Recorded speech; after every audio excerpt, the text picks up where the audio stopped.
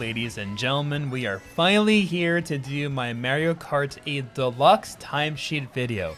And let me tell you, this has been a long time in the works here to finally time trial this game in its entirety.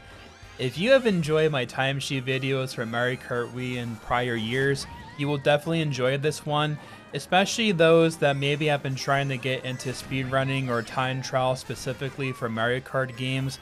I think this will be quite relatable for people because I'm going from scratch here, so my time is pretty minimal in this game apart from the time trials that we've done here. So with that being said, let's just get things started here, shall we, fellas? So I'm going to go through each track, kind of summarize my growing pains for certain tracks, and maybe highlight some more goals that I have and for the game overall.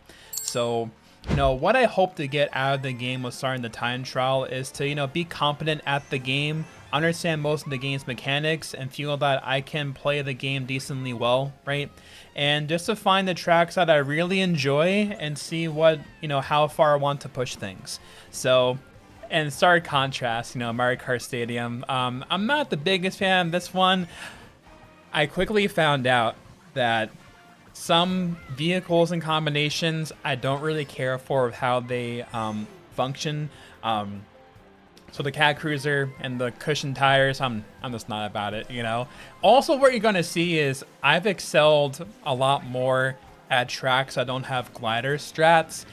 I have found, just reading comments and other players in the past, that tends to be the way things go for a while until you learn the glider strats. I love glider strats.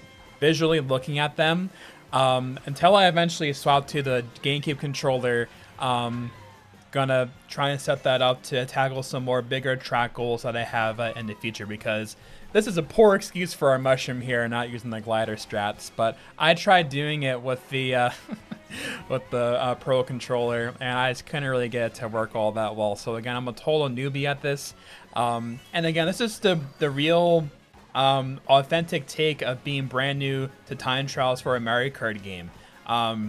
This is the way it's going to be. Sometimes your times are quite good compared to others, and that's why watching your entire timesheet is important, to see what gaps that you have, where you can improve, and different things like that. So Mario Kart Stadium, I'm just not a fan at all, so I have no major intentions on pursuing this quite further.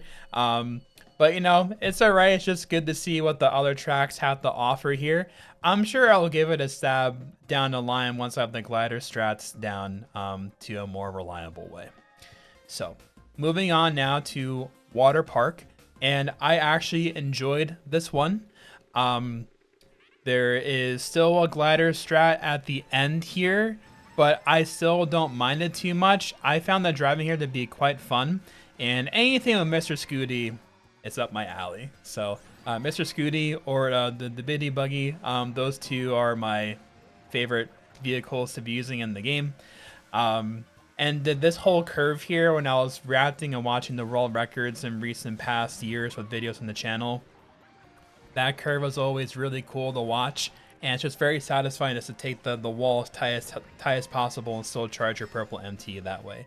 So I know they just do some busted glider strats here that I simply cannot do yet, but still, I think this time was less than 10 seconds behind world record. I don't know if I already mentioned that for Mario Kart Stadium, but my initial goal was for majority of tracks to get within 5 to 8 seconds, or maybe 10 seconds within world record as a beginner goal. Because as I'll say too, so a good amount of these tracks, it was only maybe my actual first completed 3-lap run for these tracks that I got the goal as a beginner. And some of them I did spend, 30 minutes to an hour, and some of these, the longer ones, I spent several hours on. So again, there's almost 100 tracks to play, and that's not even doing the 200cc categories for it. So it is quite a lot to play. So, I want to just be competent and just to know how to play things in a general way for most tracks. That's what I was trying to get out of this endeavor, but also seeing what tracks I really enjoy. And this track is definitely one of them. So once I can learn some glider strats in a semi-respectable way, this is definitely a track I'll want to revisit again in the future. So moving on now, we have Sweet Sweet Canyon. I don't really care for this one all that much, if I'm honest. I'll say the shroom feels a little bit weird here at the end. Even to that end, I feel like just the mechanics of driving, no matter what vehicle I'm using for the most part, it's a little bit jarring as far as how much you can, what's the right word? Just your sideways, your horizontal momentum, right? It feels too slidey, right? I don't know if it's just me, giant skill issue being new or whatever, but just me being in control of my vehicle and my cart, I feel like I'm fighting against it a lot, if I'm honest. That's been one of the biggest growing pains for me, trying to learn the game a bit more. But again, you know, this is still an okay track. It's not my cup of tea, really necessarily. One of my goals with this game, still time trialing it, especially for the future, is for Mario Kart World. So from what I've heard from people that played the demos before, it plays a bit similar to Deluxe physics in a way. But also for me, I want to get better at coin collecting in the time trial, because I'm not sure how much you guys have watched already, but in at least a small sliver of a snippet we got from the direct, but honestly, it's in a trailer, you know, that's my thoughts. But anyway, I digress. Coins return to time trial, but we don't know if it's 20 coins for a time trial. I hope it's not, because there's 20 coins for tracks in an online race, as we've seen, or offline race in the videos that we've seen. But if it's 20 coins we're collecting for a time trial, I think it's going to be 2 laps of coin collecting and 1 lap of actual optimal driving. I hope it's not that. I really hope it's not that. But still, I want to just practice the act of collecting coins in a time trial and for actual gameplay, because it's going to transfer directly to playing Mario Kart World eventually. So as you're going to see as well, most of these are actually live recorded replays of my runs, and I did that on purpose. I tried to get as many of my times recorded live for you all, because the optics, the viewing experience is far better than just the ghost being here. So I would say probably maybe 70% of these eventually in further tracks, I have the actual live recording of when I got the PB live actually. So moving on now to Thwomp Ruins. I love this track, but it's so frustrating to play. As you're going to see with me hopping a lot and not getting a trick out, that's been my experience a lot, not only on this track, but a couple of other tracks that we're going to see in the future, where my tricks just don't even come out at all, which is just so frustrating. So, you know, I have the Pro Controller here, right? So I eventually learned that you can actually just shake the controller to get a trick out, and I've tried doing that too at points, but it also doesn't work. So either I'm doing the input too early or too late, or I don't know. But in any event, I found just the driving for this track to be really cool and satisfying, especially watching it at the highest level. Like, you're supposed to get a trick there. Doesn't work for me on all 3 laps, I think, from what I remember here. But still, I want to do some glider strats here eventually as well, you know. But you know, I'm not completely opposed to learning glider. I'm sure once I get more comfortable doing. Also, again, sorry, I digress, but that just happened so much with no trick. But again, I would like to learn how to do glider strats. I think doing it with GameCube is going to be my most practical way to do that. So gotta hit up Shortcats video and get that set up, you know? And also too, so here's another thing. So with this, right, there's no notches on this, and I'm just so used to having notches for GameCube, for Mario Kart Wii, for doing the soft drift angle a lot more reliably. I have found for me learning, I can't soft drift all that well with the Pro Controller. For those of you that are watching this that actually main the Pro Controller, like, how in the world do you actually soft drift reliably on this thing? Let me know, because it's very fleeting for me, if I'm honest. But that's definitely been a growing pain for me too, honestly. But the fact that you can use GameCube in this game is definitely going to be the ticket for me to have more reliable soft drifting, I think. Now we got Mario Circuit here. I enjoyed this track too, actually. So along with Thwomp Ruins, I would like to pursue this a little bit further. What I'll say too is, you know, when you're learning a new Mario Kart game for the first time, especially in a time trial endeavor, you basically have to pick the strats you're willing to try and start learning, and not do too many resets because you're brand new to the endeavor. like myself. So I wouldn't really reset all that often if I miss certain coins in the beginning or lap 2 and things like that. However, on tracks I've grinded the most, I would reset for the coins, as you're going to see later on. Some of my best tracks I've done where I excel pretty decently. But again, you know, my process was rewatching the world record a couple of times visually, remembering the pathway for what they were doing, and racing their Ghost 2 most of the time. Of course, here's my own PB and Mario Circuit here, but I did race the world record for a lot of these in the live recordings. So you just have to have that retained memory of what the lines look like and what you're trying to do, and eventually commit that just to your muscle memory and everything else. So again, it's not wise to be reset heavy when you're first starting to learn the game and the mechanics, obviously. So you're going to see there's going to be some wall hits, some coin misses, maybe falling off once or twice if I'm honest, or we're going to see that later on, you know? But hopefully this is going to be entertaining for you guys, because again, I think this is a good chance of vulnerability, because if you know my channel, I was a former champion of Mario Kart Wii. So, you know, watching dominant gameplay by me in that game, now me being nowhere close to that equivalent level in this game, right? I hope that it can be more relatable to the audience too, that, you know, this is where I'm starting from scratch here, right? So again, most of the tracks is probably less than an hour. I tried playing through a lot of these, but the ones I really enjoyed, I spent a lot of time on, which the time will be evident when we see those later on. This track, oh my god. Toad Harbor, what can I say? This was a sleeper of a difficult track. Am I right to say that? Because it looks fairly benign when you watch it, but when I'm trying to play this track, oh my goodness, is this a process of a track to play. Like, I respect the world record runs way more than I already did after trying this track. There's a bunch of crazy nuance on this track that I have not figured out, and I'm not planning to for a while, if I'm honest. But I can respect the difficulty of the track.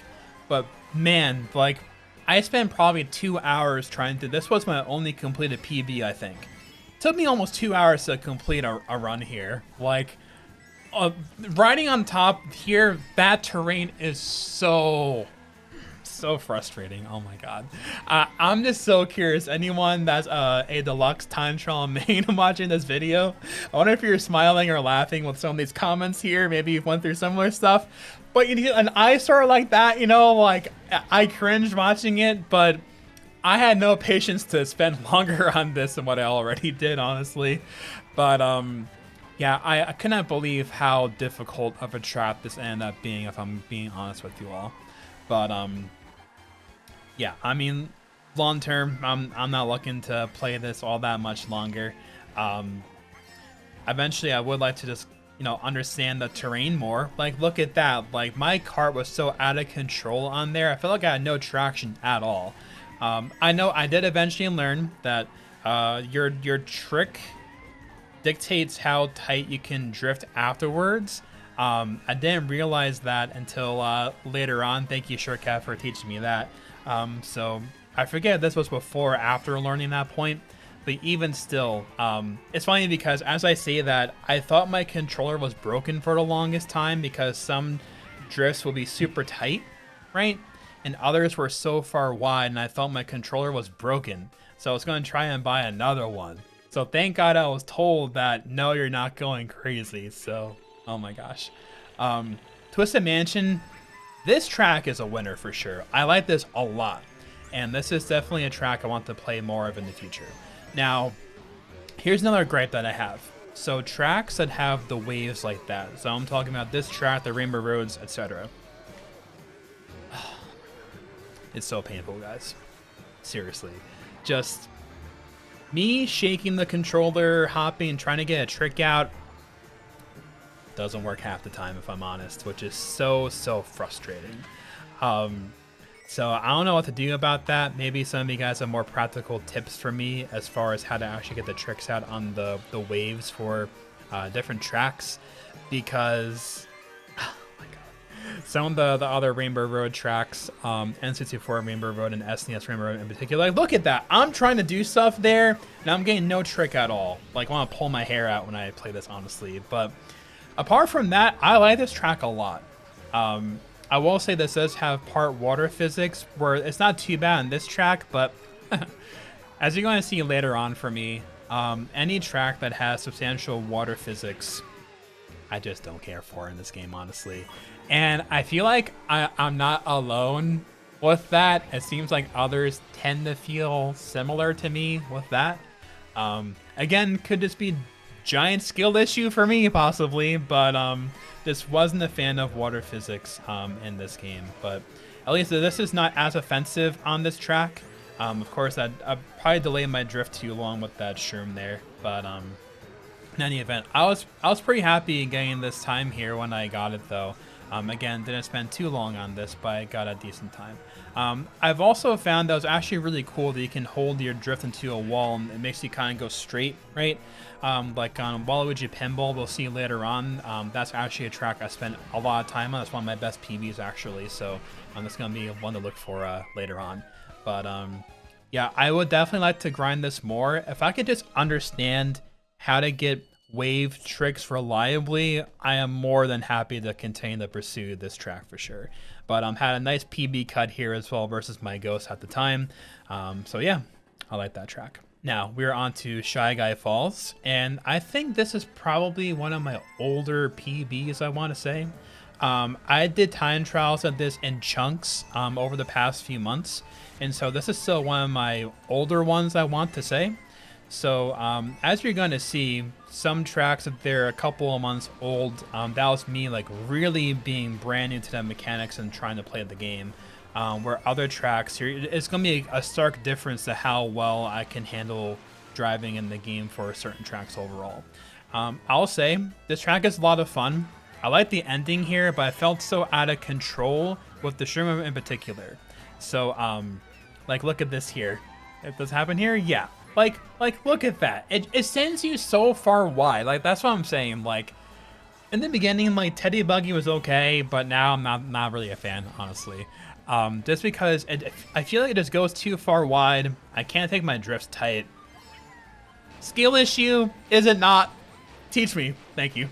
Because I didn't care for any track that had Teddy Buggy as a requirement for it. Casually playing online is a banger. I love this track. But for time trials, I just don't really care for it all that much. I remember though, because I did the shroom there lap too, this did take me a while to complete an actual run like this because of the ending shroomless cut. And eventually I'm like, you know what? Just being at a beginner level here, it's probably going to take me a little while just to understand things a little bit more. So I was totally okay with just like, just adapting and doing something that's more within my own control, my own grasp of things. Because again, you have to, when you're brand new, you have to pick and choose what strats you should be practicing when others may be more advanced techniques or kind of beyond where you're at the current moment. I try to get down the true fundamentals of actually just drifting, MT charging, soft drifting, and things like that. So yeah, this one I don't really care for all that much. Now to Sunshine Airport. So this is a track that I have spent a little bit more time on. I think actually, to my memory, this may have been the first track out of all of them that I started playing that I intentionally spent more time on. So I like playing this track. Still has the glider strat at the end that I obviously can't really do yet. What's interesting is I actually revisited this track to get a live recording for it because my older PB was actually with the Teddy Buggy. That was what the world record used for a period of time, and then when I was starting to revisit and play some of the other tracks, I saw that now is with the Bitty Buggy now. So I'm like, all right, great. Let's use the card that I prefer more often. I'll say too, I actually think I mentioned it in my world record reaction to Deluxe in the past year, a couple of months ago, that trying to scoop up 3 coins out of the sky is like the hardest task for me. I can do 2, but I can't do 3 reliably, right? But in any event though, I find the driving here fun. But again, the shroom can get a little bit sketchy if I'm honest. Like, it'll send me much wider than what I'm anticipating randomly. Which again, I wonder if that's the case of two things. Either just the trick I did way back exiting the airport, or if that's the case of just like the angle being botched on my controller or something like that. Is it a giant skill issue? I'm not too sure. We'll see. But yeah, I definitely enjoyed this track, and as far as pursuing it further, I would like to. You know, a lot of the tracks I want to pursue further, I would like to get, you know, maybe less than 5 seconds behind world record. And some of them I have some potentially some bigger goals, as you're going to see later on. But yes, I also eventually found out, thank you to Shortcut as well, that hopping into like a little cannon like that, or a little thing that shoots you up, actually saves time. So I was taught that firstly on Waluigi Pinball, which was quite interesting to learn that fact, and for other tracks too. But yeah, Sunshine Airport, I am definitely going to give a better treatment in the future for my time trial endeavors here for the game. Very fun track overall, and no more Teddy Buggy PB for me. But yes, that summarizes my Sunshine Airport efforts. Okay, Dolphin Shoals, and as you would expect, not my favorite. Don't want to play more than this, if I'm honest, for two reasons. So one is, obviously the water physics, I just don't care for it in the game. That's just my opinion. But number two is this vehicle. Oh my goodness gracious. Where do I even begin with this conversation? So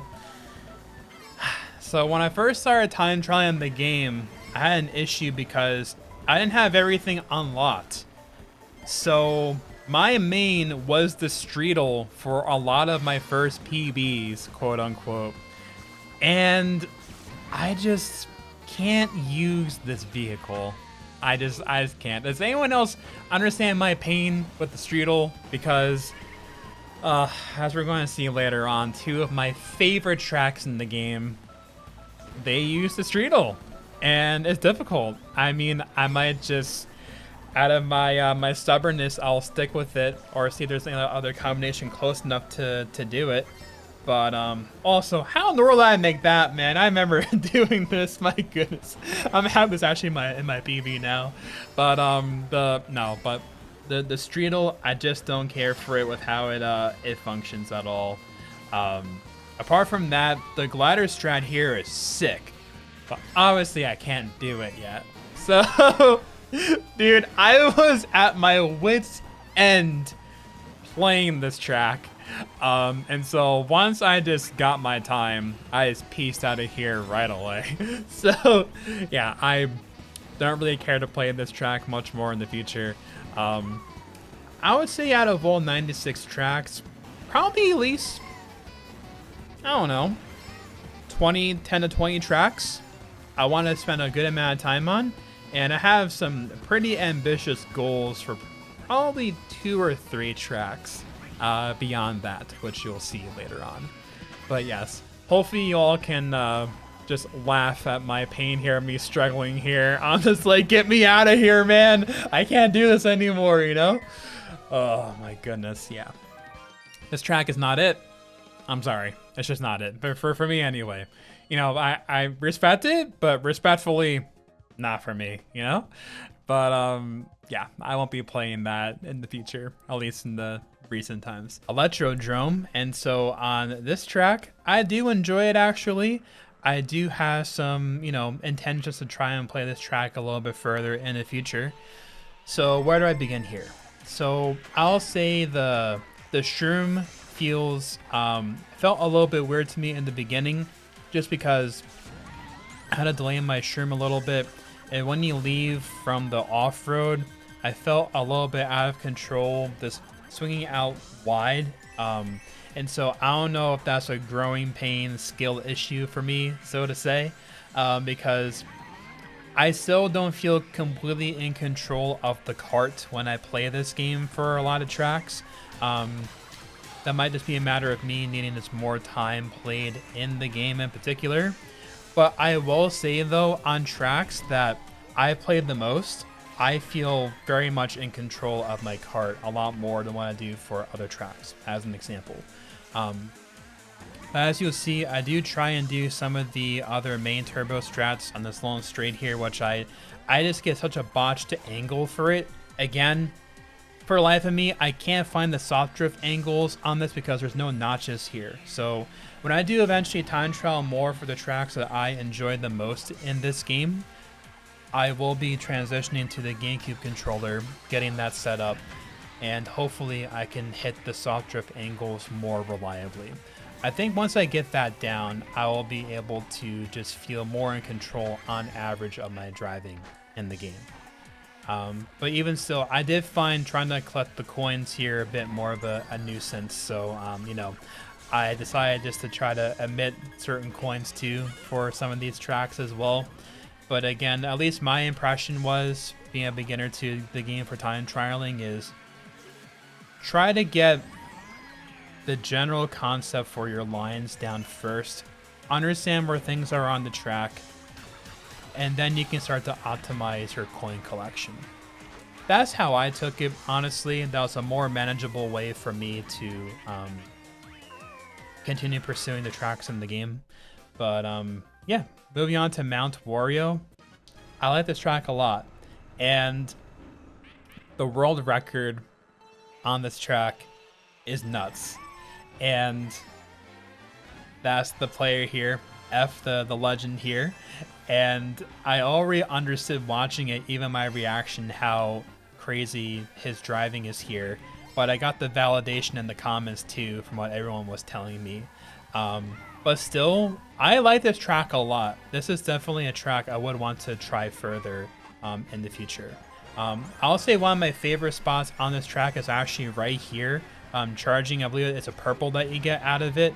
But still, my my angles were so bad here, just because with the streaming water, the drift felt way different. I'll say before I said this PB here, I have done that section a lot better with the constant drifts and main turbos every single time. But I would say just my soft drift was off by like 5% on it, where I couldn't get the MT out in time. So I eventually resorted just to simple driving on that. Another thing too is you really can't try and learn too much at one time, right? You need manageable chunks when you're a beginner to things like myself. But still, this track is a load of fun to play, so I would like to pursue it further in the future when I do time trial this game more. But I did fail a lot of PBs in the little switchbacks over here, as it may. So I was happy just to finally cross the finish line with this PB in particular. But yeah, I think this was what, maybe 11 seconds or 12 seconds off of world record here with the race here. So again, I'd say probably maybe half or so I got within that 5 to 8 seconds for tracks. I'd say that almost all of them I got within 10 seconds or less. A few of them are outliers, which we'll come to see later on. But Mount Wario, definitely enjoyable for me, and this is definitely a track I would like to revisit sometime in the future. So, moving on now, we have Cloudtop Cruise coming up here. And this is another track which was a bit of a nuisance to try to learn here. So, as we're going to see, the section where the lightning zaps are going down on the boost panels, that was difficult. I will say though, the little mini turbo like mushroom bounce physics is actually pretty cool in this game. It's a lot of fun to do, at least for me. But I did find racing on the different terrain here to be a bit difficult. But more than anything, this section just, I want to pull my hair out when I'm playing this track, if I'm honest. It's a fun track. I will say, like, tracks that I disliked in time trial, I still enjoy them a lot for casual online playing. But for time trials, it's a bit of a different story for me overall. It's just funny because in Mario Kart Wii, there's a giant cut here to get onto the ship. Right here, actually, off of this little bounce ramp here. but obviously not being done in the native game, obviously.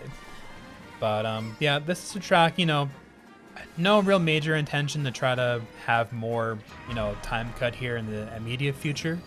But also another thing I'll say too is that when I was coming up for Mario Kart Wii, I did have plenty of tracks where I did not care for them at all in time trial, but it took just understanding either a piece of general driving tech or mechanics, or just understanding one spot of a track, and then my least favorite track would become one of my favorite tracks in the game to play, actually. So, case in point, in Mario Kart Wii, I didn't like Mushroom Gorge for the longest time because I didn't understand how to do the mushroom section.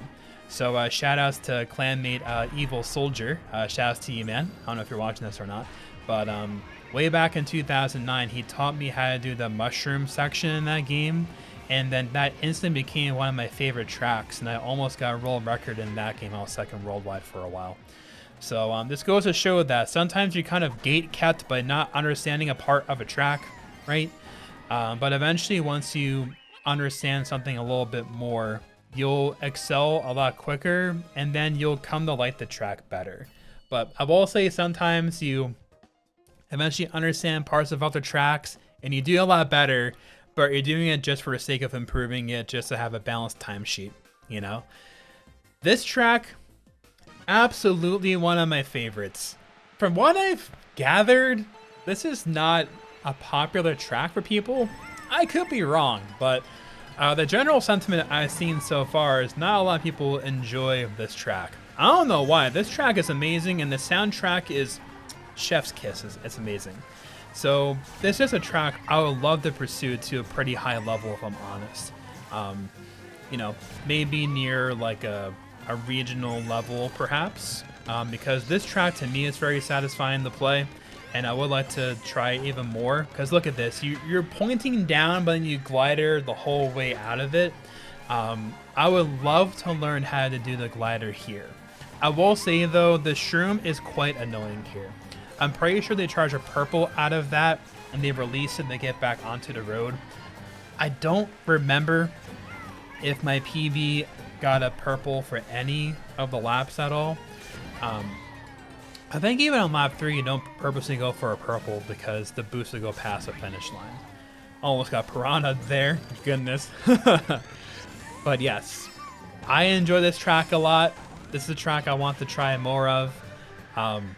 The slippery physics, don't really care for all that much, but just the whole theming of the track. Like, I sometimes, I've said this before in the past, sometimes it's just the intangibles of a track that you can't really explain why you like something, right? You just like it, and that's okay, right? And so this is one of those cases where I simply just like the track, right? But this section here is probably the hardest section for me to try and get down, because the slippery physics, I would head into the wall a lot, or either clips on the edge of the sand and actually fall off of that section too.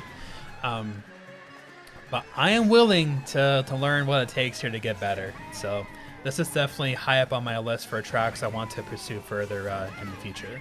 But yeah, let's see how far off a record this was. It's like maybe 10 seconds or something. Let's see, because I forgot at this point. It's been a little while. Let's see. Yeah, 12 seconds, where again, some tracks are within 10 or 12 seconds, but again, for complete beginner, having almost no gameplay in the game, right? Not too bad, I would say. So yes, that is Bone Dry Dunes. Oh my god, Bowser's Castle, man. This took longer to complete than I care to say. As you're gonna see again for the waves here, just very hard to do for me with tracks that have the wave tricks on it. But this track is a lot of fun though. That's the thing too, where I love Bowser Castle tracks from Mario Kart games. So this is still on my list to try and get better at. The glider strat looks really cool here. And so I do something modified here because I can't do the actual motion glider yet. So I would try just to release that earlier, because I was purposely going for the purple there and just going diagonally on my analog after, But what I was finding is just because I didn't have the motion glider, I was heading into the wall on the left, going for the purple.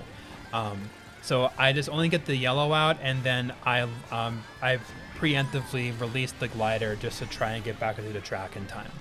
So I will say I was trying to do too much at the beginning here, trying to play the track, and so I toned it down while I was trying to do a lot more with this. So I definitely spent way longer than I anticipated completing a 3-lap here. So this is the only 3-lap I've actually completed so far of this as a first completion here. But the music, the theming, this track is awesome. So this is definitely a track I want to try more of in the future. I definitely got screwed over by the zappers here multiple times. Even on this run here, I freaked out actually because I thought I was going to get zapped there and I wasn't anticipating it. So yeah, this is a track I want to try and pursue more of in the future. And again, I think once I understand more of the wave tricks and I can do the glider with the GameCube once I get that set up, this is definitely going to be a track that I want to excel to a high level. Because again, I just like any Bowser Castle themed tracks for most Mario Kart games, including this one. And the shroom here is pretty simplistic here. Charging the purple here and the MTs back and forth snaking here is definitely fun as well. I enjoyed myself. This was still, what, easily over 10 seconds behind record, I'm pretty sure, because I omit a lot of the strats, right? Let's see. Actually, no, that's actually sub 10 seconds, so all right. Hey, listen. Give myself a little round of applause here, you know? Little newbie times here. Let's go. Rainbow Road. I actually enjoy this track a lot. I did spend a decent amount of time here as well. And still, this has a glider strats that I still can't do yet. But racing Alberto's Ghost here was fun. I don't understand how he takes these turns so tight, though. Probably just getting the soft drift angle and just being the absolute goat of Deluxe, obviously, right? But in any event, though, I digress. This track is fun. I will say, I do this shroomless drift a bit modified. I understand you do, I think, a purple here, and then you drift off for another yellow or orange or whatever. I'm colorblind, I guess. I don't know. Anyway, I kept on either falling off too far to the left, or I was taking it too tight, and then I think there's some off-road to the right-hand side there, which was not too great.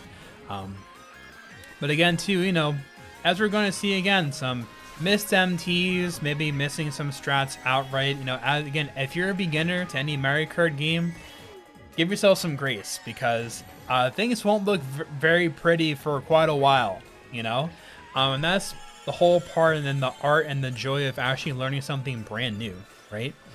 And so, you know, on the one hand, it might be eyesores when you're watching something, but then when you know the effort that you put in and how you're progressing, it becomes fun, you know?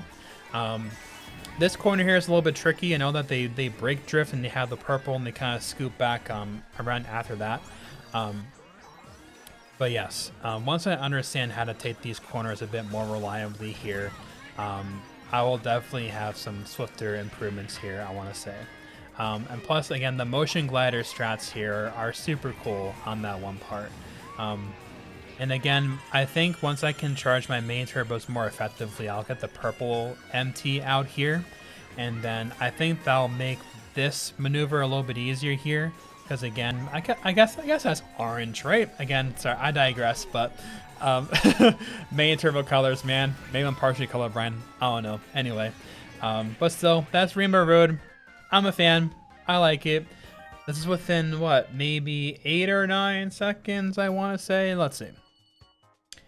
Yeah, that is 8.8 seconds, I want to say. So not too shabby. Okay. You know, nice. Next up here, we're going to have Moo Moo Meadows, I believe. Yep. Okay. Very nice. So this track is fun. Of course, it's from my main game on Mario Kart Wii, so how could I not like this track, right? What do I have to say about this track? I say it's pretty basic, I would say. Nothing too crazy going on here. I would say, I'm trying to remember how the track actually plays. I want to say there was one part I had an issue with, actually, now that I'm actually thinking about it. I say probably the ending just for the ramp and doing the mold track tricks, actually. where I did struggle a little bit with the angling of everything, where now that I'm watching this over, I don't know if they do an MT trick off the ramp. I'm not too sure. It's fleeting me. But I definitely think a lot of my issues too, as I've said in tracks recently, it's just my general angles into straights a lot of the time, where it kind of messes up the next strats I'm trying to do, you know? Because if my angle with this is better, like I feel like that angle going off, I'm a little bit too sharp to the left, but it should be a little bit more straight dead on. But again, I don't want to be hating the grass, right? But I will say too, here's another thing. So, you know, this helped me too when I was starting to learn Mario Kart Wii before I came up in that game, where sometimes eventually when you're forcing yourself to start learning new techniques, you have to accept that you're going to be crashing a lot and going slow, and things aren't going to look great, right? Like, it's not going to be pretty and polished on the first goes, right? And that's the whole process of it. Because eventually you have to just start just throwing yourself at a wall until it sticks, right? And eventually you will learn how to do things efficiently, I promise. And, you know, it'll be the same thing for me in this game, trying to learn things a bit more efficiently overall. This track is definitely high on my list for a track I want to play more of, actually. My main issue, though, was the ending. So, from what I can recall, you hop over the tires, I think it is, at the end, but I can never clear it. I always go right into the stack of tires, which is quite annoying if I'm honest. But if I get that down, this track is awesome. This is definitely a top track for me for what I enjoy in this game. And again, as we alluded to, tracks that have no glider at all, I excel way more at. But I wonder though, as we're watching this, I think I eventually omitted doing the ending hop all 3 laps, I want to say, because I just kept on crashing into the tires and not clearing it over and not crashing into it. Because I think either you can hop over them or you can hop through them. No, the gap looks too small from what I was seeing there watching this back. In any event though, I need a little bit of water here. Give me a second. Okay, so in any event here, this is definitely a track I want to play more of in the future. You know, to a nice respectable level. If I could get within maybe like 3 seconds or so of world record, I would be happy. But yeah, that's my current GBA Mario Circuit PB here. Pretty content with you know, a starting point here when I eventually pick this up again in the future. And look at that, my old PB right before I was using Yoshi here. Quite a giant jump there. Oh my god. This track I don't care for at all either, if I'm honest. Not the biggest fan of this track at all. I do respect it. I appreciate it when watching others play it. But another case of respect it, but just not for me, you know? I'm just not a fan of this one overall. But again, you know, I have to play all of them, right? At least once. Because that's the thing too. So at least in particular, when you're trying to play Mario Kart games for time trial, you have to tell yourself, what's your goal, right? Do you want to be great at every track and have overall a strong skill set for every track in the game to say that you can control everything?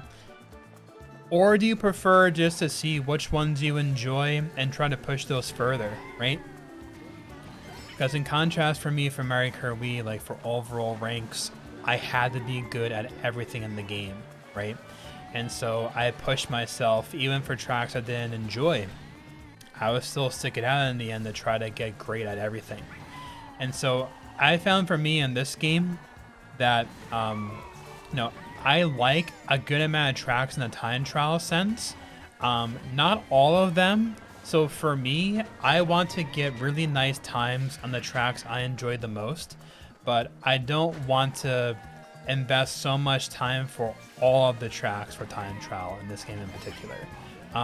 Maybe my tune will change down the line, but at least as it stands for now, I just want to focus on the tracks that I enjoyed the most. Again, as you can see, this is me on the struggle bus here, all of lap 3. Oh my goodness. But again, when you rewatch your timesheet, you'll see the eyesores that you have, right? You can't be good at everything in the very beginning of things, obviously. But that's where Cheat Sheet Beach is, and that's where it's going to stand for quite a while. Toad's Turnpike. I do enjoy this one. This would be one that I would want to push a little bit more in the future. It's fleeting me. I forget if there might be a mini glider strat here off of one of the buses or trucks or something, I think so. But I did enjoy this track a lot just for the satisfaction of weaving and diving between all the vehicles here, but also this maintaining your main turbo so close to the guardrail. Stuff like that I find to be enjoyable for me. When you're just barely pixeling something like that, that's where I get a lot of satisfaction out of things for me as a player in particular. But yes, I did also find it was quite interesting to try and collect the coins at the angles in the little, what's in the word, like the alcove or little pit stop or whatever, you know, because of the turnpike, whatever. But in any event, though, the whole snaking here back and forth was fun to do. I think that is the truck that has the glider strat that you'll do. Obviously, I wasn't trying to do any of that, of course, right in the very beginning here. But this has overall been a pretty fun track for me to play. I think this was within maybe 7 seconds, I want to say, of world record, so not too bad at all for me. I considered getting within 5 seconds of world record to be really good as a beginner for not a lot of time investment, which I did succeed for a couple of tracks, and a couple of them are within less than 5 seconds for record, so those are going to be great to watch later on. But yes, also let me know in the comments, like, those of you that actually made the game for time trial in this game, like, I guess it's different because if you've been time trialing this game for the entire time, you weren't starting with all 96 tracks, so maybe it wasn't as overwhelming of a task for you.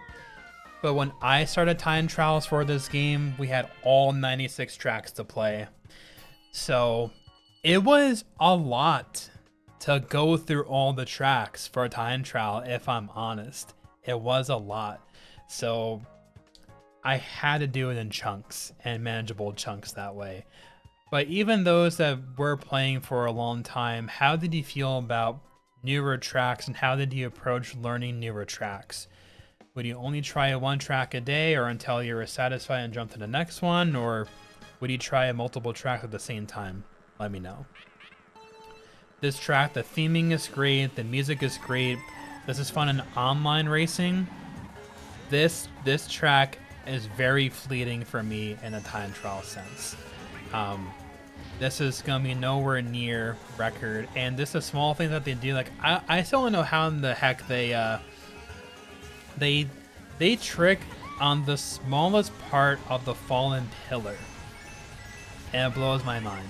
Like, I quickly knew that I am not gonna grind for that. That's picking up pennies over dollars, so to say, off the ground, right?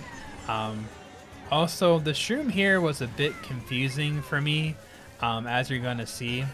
I wonder if it's a case if you have to release the an orange or yellow, or I'm just going to say orange from now on. Release an orange MT out of it, like you've done on other tracks.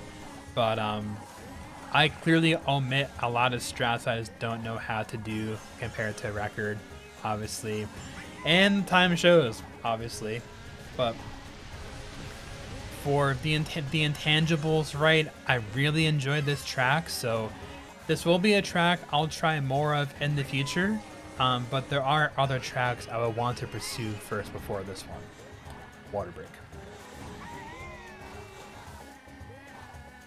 And as you're going to see, the timeline on my Premiere Pro right now, watching this, is 3 hours and 51 minutes. This is going to be a long time, so multiple water breaks. I might record this in chunks as well, depending if I can sit here for one full sitting for this. Also, look at this. Oh my god. Yeah. Again, some of these are just my first completed 3-lap, just trying to get my feet wet with things. And still, I spent more time on this than what I care to say. And this, look at that. Oh my gosh. And then me doing the rear view mirror spam. Oh man, I feel like all of us can relate to that eventually, you know? Just the rear view mirror spam rage tilt. That is, yeah, basically 20 seconds off a record. Not too shabby if I do say so myself. Donut Plains 3, and this is a track I love, but it is deceptively tricky and a time trial. I still want to try it more in the future. I thought that I was going to have an easier time with this, but oh my god, where do you even begin? Like, I just don't know how they do everything on this track. It's so fleeting. To my memory, I think this is the track where you only collect 9 coins or 8 coins, I think, compared to any other track in the game. The shroom is quite tricky, 100%, and even doing the drift here afterwards, going clean on the track again is difficult. So, I obviously hit the grass there, but again, I had to just complete a PB here, at least a faster PB, because I used Baby Daisy beforehand. Because this was also one of the first tracks I started playing, and then eventually when I started going for considerably better times, is when I switched to Yoshi and other characters, obviously. But this shroom is fun though. I like the shroom a lot, if I'm honest. But I'm pretty sure like they actually go in the water and then they go up tight. I forget if they do a wall hit or not. That point is fleeting me right now. But still, this track is a lot of fun. I want to try more of it in the future. Still giant skill issue for me with doing the shroom in the proper way. But this is a track I would want to take to a much higher level than what I have it right now. Royal Raceway, and this is another track that I do enjoy, but again, the Teddy Buggy, I don't really care for it, honestly. So, you know, will I try this more? I mean, I probably will because it's Royal Raceway. How could I not, you know? But it's just, I don't know, maybe once I have better control of the kart overall, just my character in the game, right? Maybe I'll feel differently about it. But as it stands right now, I'm not running to try and do this anymore in the coming future, you know? But again, it's just so jarring because I've watched a good amount of records now at this point, even beyond my reactions, because how my process would go is in my sessions, I would download the Ghost on console, watch it on console, then race against it. And so that way it was fresh in my mind for what I was doing overall. I'm surprised I actually got that. I think I got that 3 for 3 actually.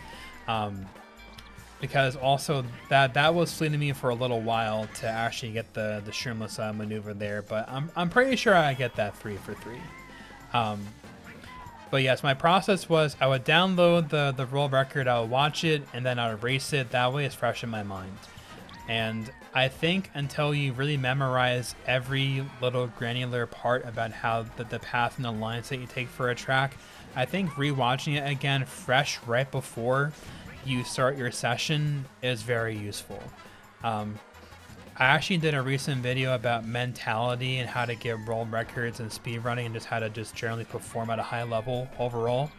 And one of my recommendations of what I did in Mario Kart Wii and what I would do for this game too is when you're not playing, you should be just watching other gameplay. Streams, videos, tutorials, etc. Just have that constant influx of the visuals, right? That way it's being embedded in your mind. That way you can remember all the nuance and the details of everything. For this track, for DK Jungle, this track is so much fun, but man, it is so difficult. Oh my goodness. I spent more time than I care to say as well on this track. just as a beginner time. The shroom here is pretty insane. The shroom took me a little while to understand what's actually going on here. I don't do it all that well compared to record. And then we have the whole glider strats here, and then the motion glider at the end as well. So my time is going to be considerably slower than what it could be without the glider, obviously. But I think once I know glider strats more consistently, this is a track I want to revisit. This track was fun to play though. Even though it is Teddy buggy, as I've been saying, this is still a track I do want to play a bit more of in the future. Initially, I was trying to do just a very basic way of doing the shroom, but I figured out you're basically just releasing your MT on the little mini hill and then landing further. But my issue was, as I've said it for a couple other tracks, is at the end of my mushrooms and my main turbo boost, it just slingshots me just horizontally. I can't cut in straight after.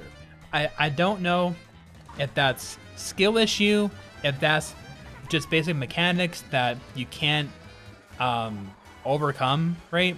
Because again, for a good amount of tracks, when I play, I feel like I'm fighting against the cart and I'm fighting against the track. The tracks I'm the best at, I really don't feel that way at all, but still, like as an example, like at this point I throw my hands up and I'm like, you know what, I don't care, I just want to complete a run now at this point. So I just couldn't control because I was just going so far wide and I didn't understand why. So again, I think once I get down why that's happening, it's gonna unlock a lot more of my potential and how I view and see different tracks and vehicles in the game.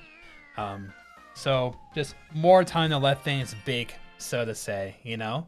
But again, I think right now it's what? Yeah, it's late April here at the time of the recording here.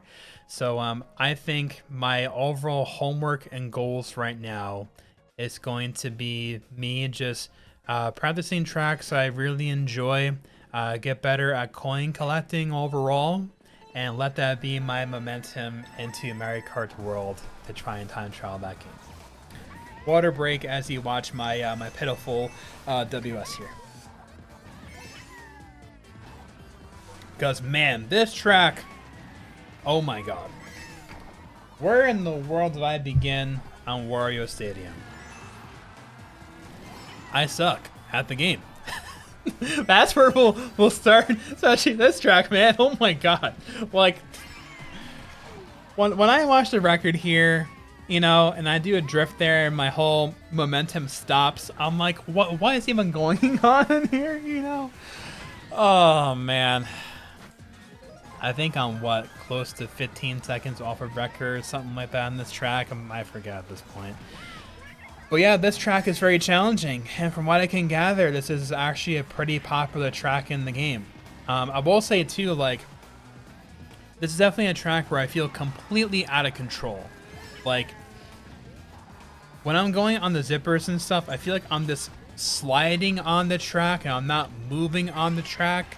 Hopefully that difference makes sense, where I feel like I'm just shimmying back and forth and I'm not like just moving back and forth. It feels very much out of my control, if I'm honest, with how it works. But again, maybe it's just a matter of me needing more time to play the game overall. I just hope that the time investment I'm going to do still in this game is going to be transferring in a positive way to Mario Kart World and how that game will function overall. And again, as you're going to see, I just had to complete a run because I revisited this track multiple times in multiple sessions because I want to stick out to try and get a better time to complete a first completed run. But eventually, I got tilted and I'm like, you know what? The heck with it all. I'm just going to cross the finish line and complete a time. Just have a time. So yeah, let's forget about that one. Sherbet Land, what do I say about this track, man? I would say I love the theming. They made this track really cool in this game. The OST is great. Driving it is fleeting. Especially for the water at the end. If this didn't have the water physics at the end, I would be more apt to take this further, if I'm honest. Again, just the water physics, it's just so jarring to me with how it functions when you go in and out of them, from the outside mechanics to water mechanics and back again. Like, I think you charge an MT there. I couldn't do that. I was omitting other MTs here because I kept on crashing to the wall. So yeah, giant skill issue, newbie, beginner issues here, you know? But again, hopefully you guys enjoy the full transparency and vulnerability of the, you know, an outside in view of my timesheet. Because again, like, I'm hoping that any part of this is relatable to you watching this, because I feel like if you're new to speedrunning, or you're new to speedrunning a certain game like I am to this, it's a bit jarring and a bit anxiety provoking, because like, if you're very good at another game, but then you know you're gonna suck so bad at the beginning of a game, right? It can be a little bit discouraging, right? And then not only for like your own gameplay, but then like just to try and display it when you know there's all the greats of the game, right? But you have to start somewhere, right? And eventually, like, your new best laps and best paces, you're going to be obliterating them in the future anyway, you know? So it's not that big of a deal at the end of the day, right? So I would say just try and pick something that you want to play for your own enjoyment, right? And just take it to the point that you want to take it.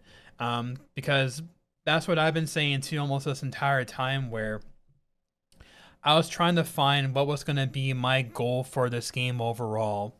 And I don't think I want to push every track in the game. I found the tracks that I really do enjoy a lot, and I want to excel at those. And that's my personal goal for the game, right? Maybe that's my goal for Mario Kart World, for only a couple of tracks perhaps, or maybe all the tracks, we'll find out. But that's not a bad thing too. Like, enjoying what you enjoy is completely fine, right? And so if you're happy with what you're doing, then you shouldn't be too worried about things, right? Music Park. That was a giant monologue. Sorry about that. Anyway, this track was very frustrating to try and learn. Another track where I feel very much out of control. But eventually I did come to appreciate this track, and I kind of got a little bit of a groove for it, just for a beginner anyway. Initially, this wasn't a track I was interested in pursuing further than what I had plans for. But honestly, as I rewatched this, when I was splicing all the footage together, I was like, you know what? Maybe I do want to play this a little bit more in the future. Because I was actually doing the shroomless ramp, but I chose to omit it when I eventually was trying to get a fully completed run here. It's because I was getting the ramp, but then the turn afterwards was going so wide. So it wasn't worth my time trying to learn it or try to put it into the run as an example. But yes, I think this is a track I want to pursue a little bit more of in the future. And I think this time is maybe 10 or 11 seconds off record. I'll say the whole piano key section, it is another difficult part for me to try and get down. Because I don't know if they do a trick there or not. I'm kind of forgetting at this point. But trying to get the whole main turbo bounce there was difficult. That dropped my input for the drift there. So a bunch of slop, but just beginner problems, you know? But also too, again, as I mentioned, hopefully you guys are enjoying the effort for the visuals for this, because I could have easily just done all 96 tracks and just did one giant on console look through of this, but the optics matter. I love when there's actual true live replay for Mario Kart Wii, not the actual transparent ghost. The solid characters, it just looks so much better in the game. So I tried recording as many PBs live as I could to make the viewing experience all that much better for you guys. So hopefully you guys are enjoying that too as well. Yoshi Valley, this was actually a fun story. So It was near the end of a stream. I was doing Bowser's Castle for 220 attempts in Mario Kart Wii on a stream maybe 3 months ago. It's late April, it's probably January I want to say. And so I chose just to start to learn a track from scratch. And so I did 15 minutes of this, and this is what I came up with. So this track, I really enjoyed my short time playing it. And this is a track I would want to push to a pretty high level down the line. No motion glider here, just pure untamed driving. And I think they recreated this track very nicely. The OST is great. And it just feels satisfying to play. And again, it's just more of the intangibles behind what you enjoy as well. The shroom was a little bit tricky, but I eventually got that down. And so I think this was within maybe 8 to 10 seconds of the world record at that time, possibly. I don't know where it is at now. But this track was very fun to start playing. And so maybe within 3 to 5 seconds of record would be a nice goal for me in the future here on this track. I will say the majority of tracks I do have more ambitious goals for are on tracks with no motion glider. I am sure once I learn motion glider to a decent extent, I will unlock some other goals on tracks that I would have as well in the future. But in any event, I think some of my driving here maybe has one tier of main turbo down for some of the parts here, where again, once I get better at the whole soft drifting angle, it'll be a lot better overall. And also too, another thing is when you're trying to go for more of the snaking of the MTs back and forth on certain tracks, you have to accept that you are going to either miss the MT or you're going to crash into the wall. It's just the process of trying to implement new driving techniques and mechanics and getting better mechanically overall at the game. Even for me in Mario Kart Wii, it's a different thing where I was learning claw grip on the GameCube controller. And I would do that in worldwide races, actually. Because in that setting, it didn't matter at all. It's just an online race. So I didn't really care all that much at the time. But that was an acceptable format for me where I felt like I wasn't wasting my time all that much. Whereas, let's say you're trying to learn something completely brand new in time trial for like an hour or two, and you get almost nowhere at all, and you feel like you don't understand it any more than what it was at the beginning of your session. It feels just very defeating, and you wasted your time. Whereas in an online race, nothing really matters. You're just trying to have a fun time online, right? So maybe that kind of helps some of you too, where if you're trying to learn other strategies for Mario Kart games that do have an online way to play the game, right? Maybe that's another way to try to learn some newer strats, just kind of messing around a little bit, you know? But this is probably one of the most visually offensive PBs that I have, because this track is absolutely impossible. Getting tricks on those, spam rearview mirror, oh my god. Like, this track is dumb to play. Watching it is amazing. I love watching records here. And again, look at me just being so tilted, just spamming the rearview mirror. Oh my god, man. Hopefully you guys get some entertainment out of this. Oh my god. I just love... Oh my god. I just love this, watching my own gameplay and watching me be tilted, man. Oh my god. Sorry, I got the giggles right now just watching that. Wow. But with all that in mind, there are no motion gliders here, but I am absolutely not playing this track anymore in the future. No plans at all. Oh, I need some water after that. Wow. That was so funny. Jeez. Look at that. Almost 20 full seconds off of record. Isn't that great, fellas? Oh my god. Oh, man. Yeah, that... painful. Very painful for sure. Piranha Plant Slide. This one was interesting to learn. This motion glider is ridiculous, so I don't do motion glider, obviously, but doing just normal, like, release to MT and just angle diagonal your analog here was very tricky. So if you're not careful, you're smacking into that wall every time. So that was actually quite surprising to me, because watching world records back for reactions in the past, I was barely skimming it with motion glider, so I thought that it would be a piece of cake without doing motion glider, but you can still get pretty low air with it. You're going down the up with it. So I do take it a bit safer with this overall, as you're going to see. So apart from not doing motion glider, just purposely just botching time just to go high, like you're losing time, but again, it's just a means to an end for where my skill level was at the time. I chose to go left path there, laps 2 and 3. I forget if that was the world record strategy or not, but I was falling off at the mid path there, lap 1, quite often behind the Pirahna plant. But I think, again, I'm repeating myself a lot in this video here, but it's just for a good reason. Once I have the soft drifting down a lot better, then I'll be able to do some other strategies more reliably. I will say though is I do enjoy this track though.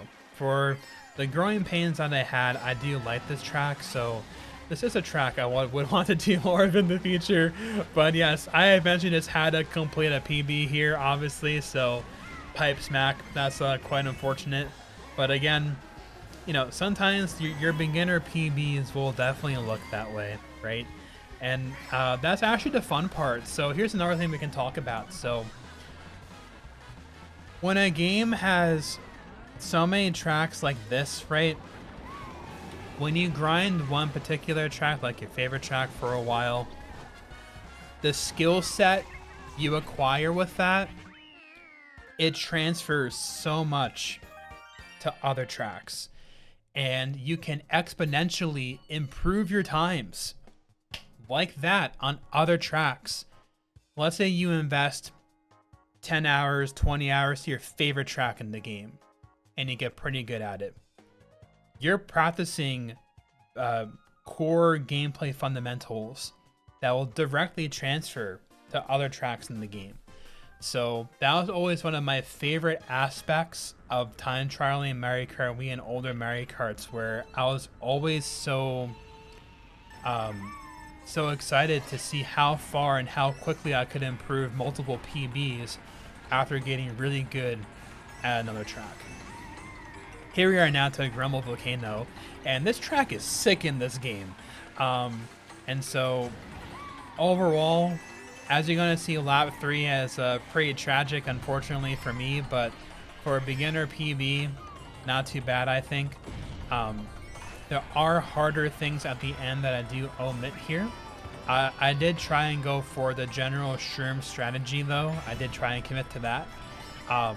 I was trying to commit to that strategy too, where you're trying to do the MT charge trick off the ramp and then having your speed then go out of the dirt like that.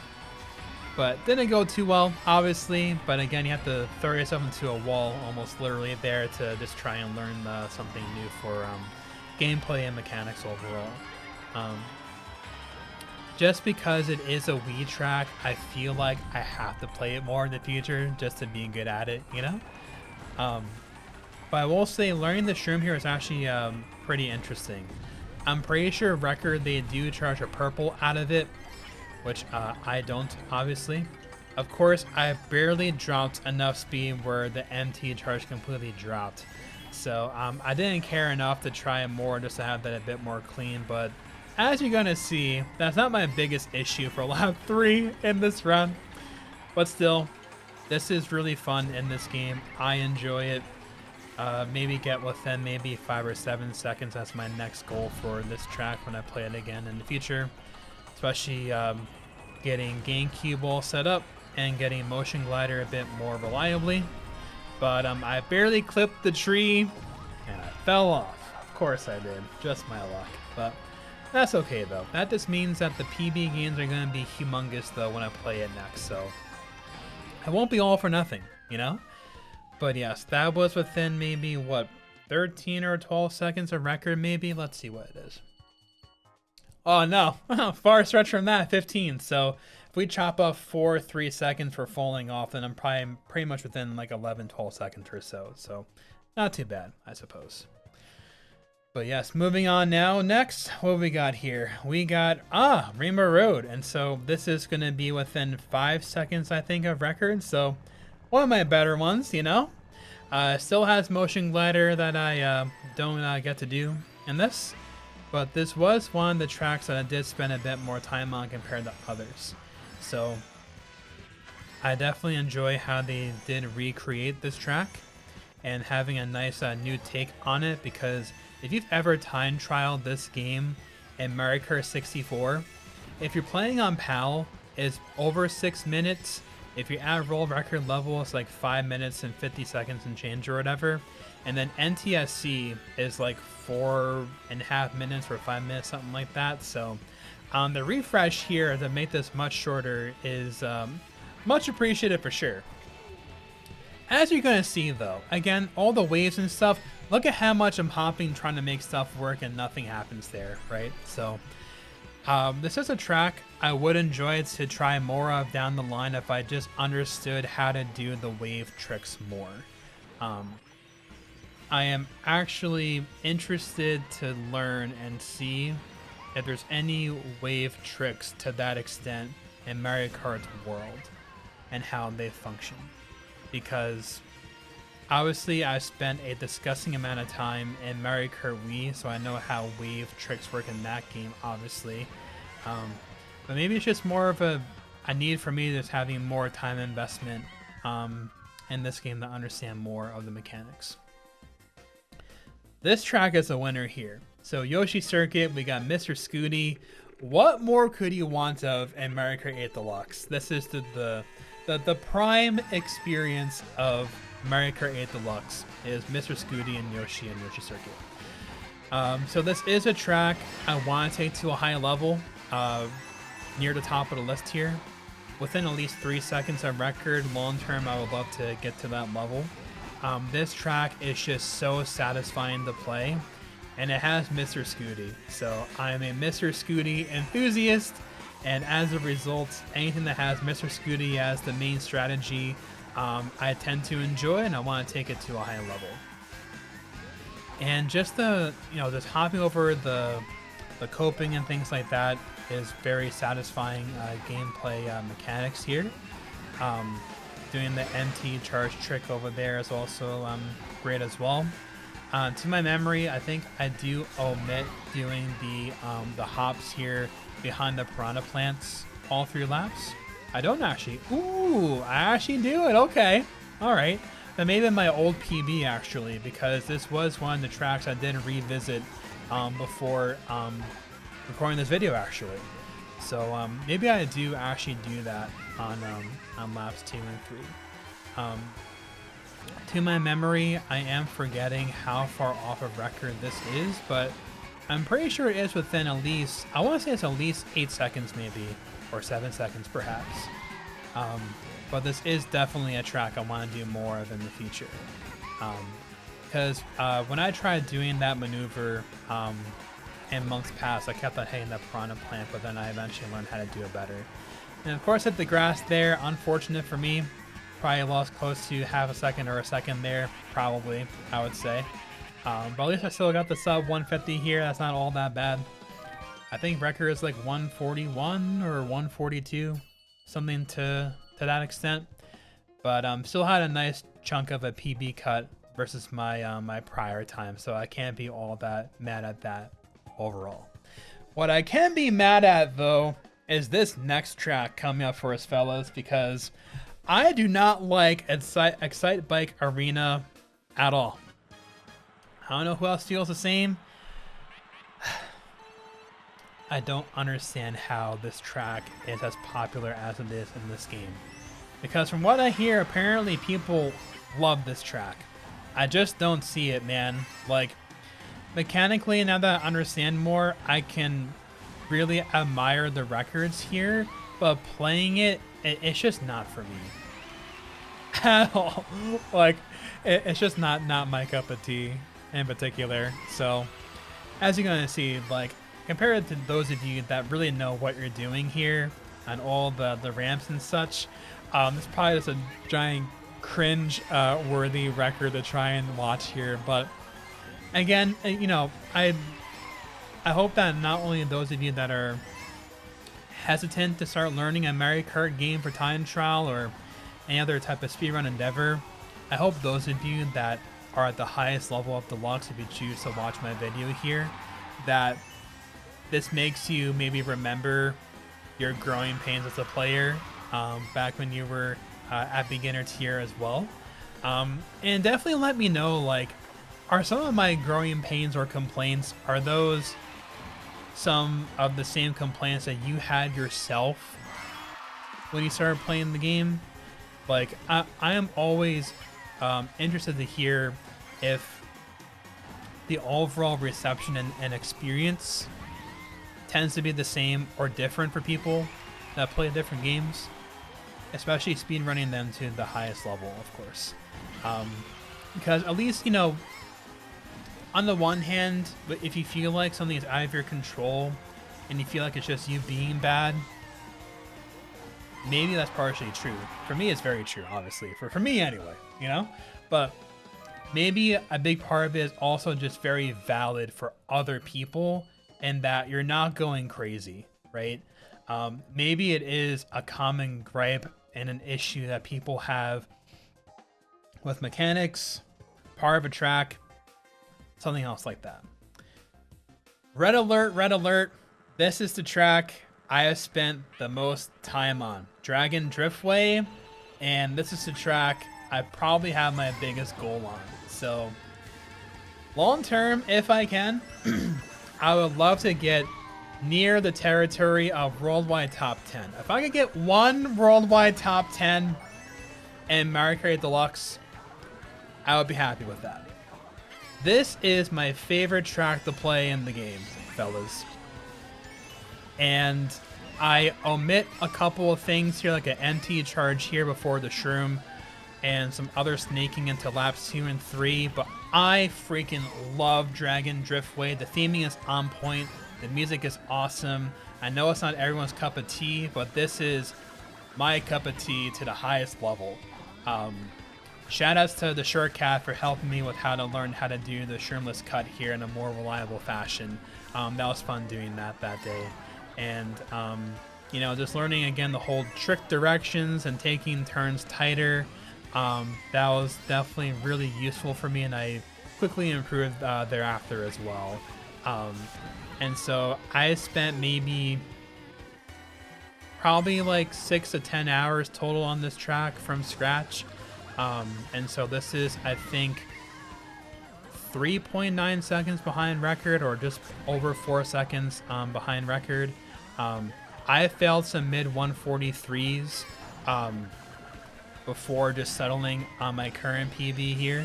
But I think long term for me is including the MT here, just because the MT just goes too far wide for me and I can't do it effectively. And the snaking here, I can't really do all that well yet into the following lap. But doing the MT charge at the beginning here, that was a new addition for me too that I was trying to learn. And so that went pretty well for me, which is pretty cool to see. But yes, I had the biggest goals here for Dragon Driftway, and so we shall see what happens here for me in the future. Mute City, and this is another track that I'm not looking to learn to any high skill level here. I respect the F-Zero tracks for what they are, but again, not my cup of tea necessarily. I will say though, I'm pretty sure the other track is Big Blue. That track is fun, especially for the big shroomless cuts you can do. We'll watch that later on, obviously. But I believe this cart is the Mach 8, right? I'm pretty sure. And so this was an interesting experience to try and learn how to use this cart here. The shroom was quite annoying to learn, not gonna lie. And of course, I'm not doing the shroomless tech here for that ramp. Just because it's not, I'm picking up pennies over dollars here. I just needed just to get a completed run here, just kind of understand the general layout for the track. From what I understand, I think you release the MT onto the little siding, and you get a bounce off of that to do the ending shroomless ramp trick. But again, I just need a beginner time here. I knew myself, I knew what my goals were going to be, and of course I fall off, obviously. So I'm like, you know what? It is what it is, you know? This one to complete it just for completing it. And I've been seeing it in a couple of videos trickle throughout in the past couple of months or even like a year at this point, but I have a bigger overall video and goal in mind, probably years down the line, possibly for all Mario Kart games that do involve, you know, time trialing just the Mario Kart games overall. So I hope to be able to see that vision that I have for it overall in the future. Because again, I think all tracks, all games from Mario Kart have something else unique to offer overall. And so right now, for overall timesheets, I have Super Mario Kart, Mario Kart 64, nearing Mario Kart DS. I had one for Mario Kart Super Circuit when I was a kid, but I don't have a GBA anymore. I have to get that again. Mario Kart Double Dash, I had half of one so far. Mario Kart Wii, I never owned a 3DS, so I don't have Mario Kart 7 yet. And then now we have Mario Kart 8 here. And Mario Kart World in a month and a half, so yes. Moving on now to Wario's Goldmine here. This is a track I did spend more time on. So this is maybe 7 seconds off of record, I think. And so I do omit some certain strats that they do here. But for beginner time, this was not too shabby, if I do say so myself. And of course, being a Wii track, and this is one of my better tracks in Mario Kart Wii, having world record in that game for this track. And so nostalgia hits, and so I want to be good at this track as well in this game. And so as far as any difficulties here, I want to say the empties they do here on the downward upward section here, oh my god, like I tried learning that to get a live replay, live PB for this video. I just couldn't do it.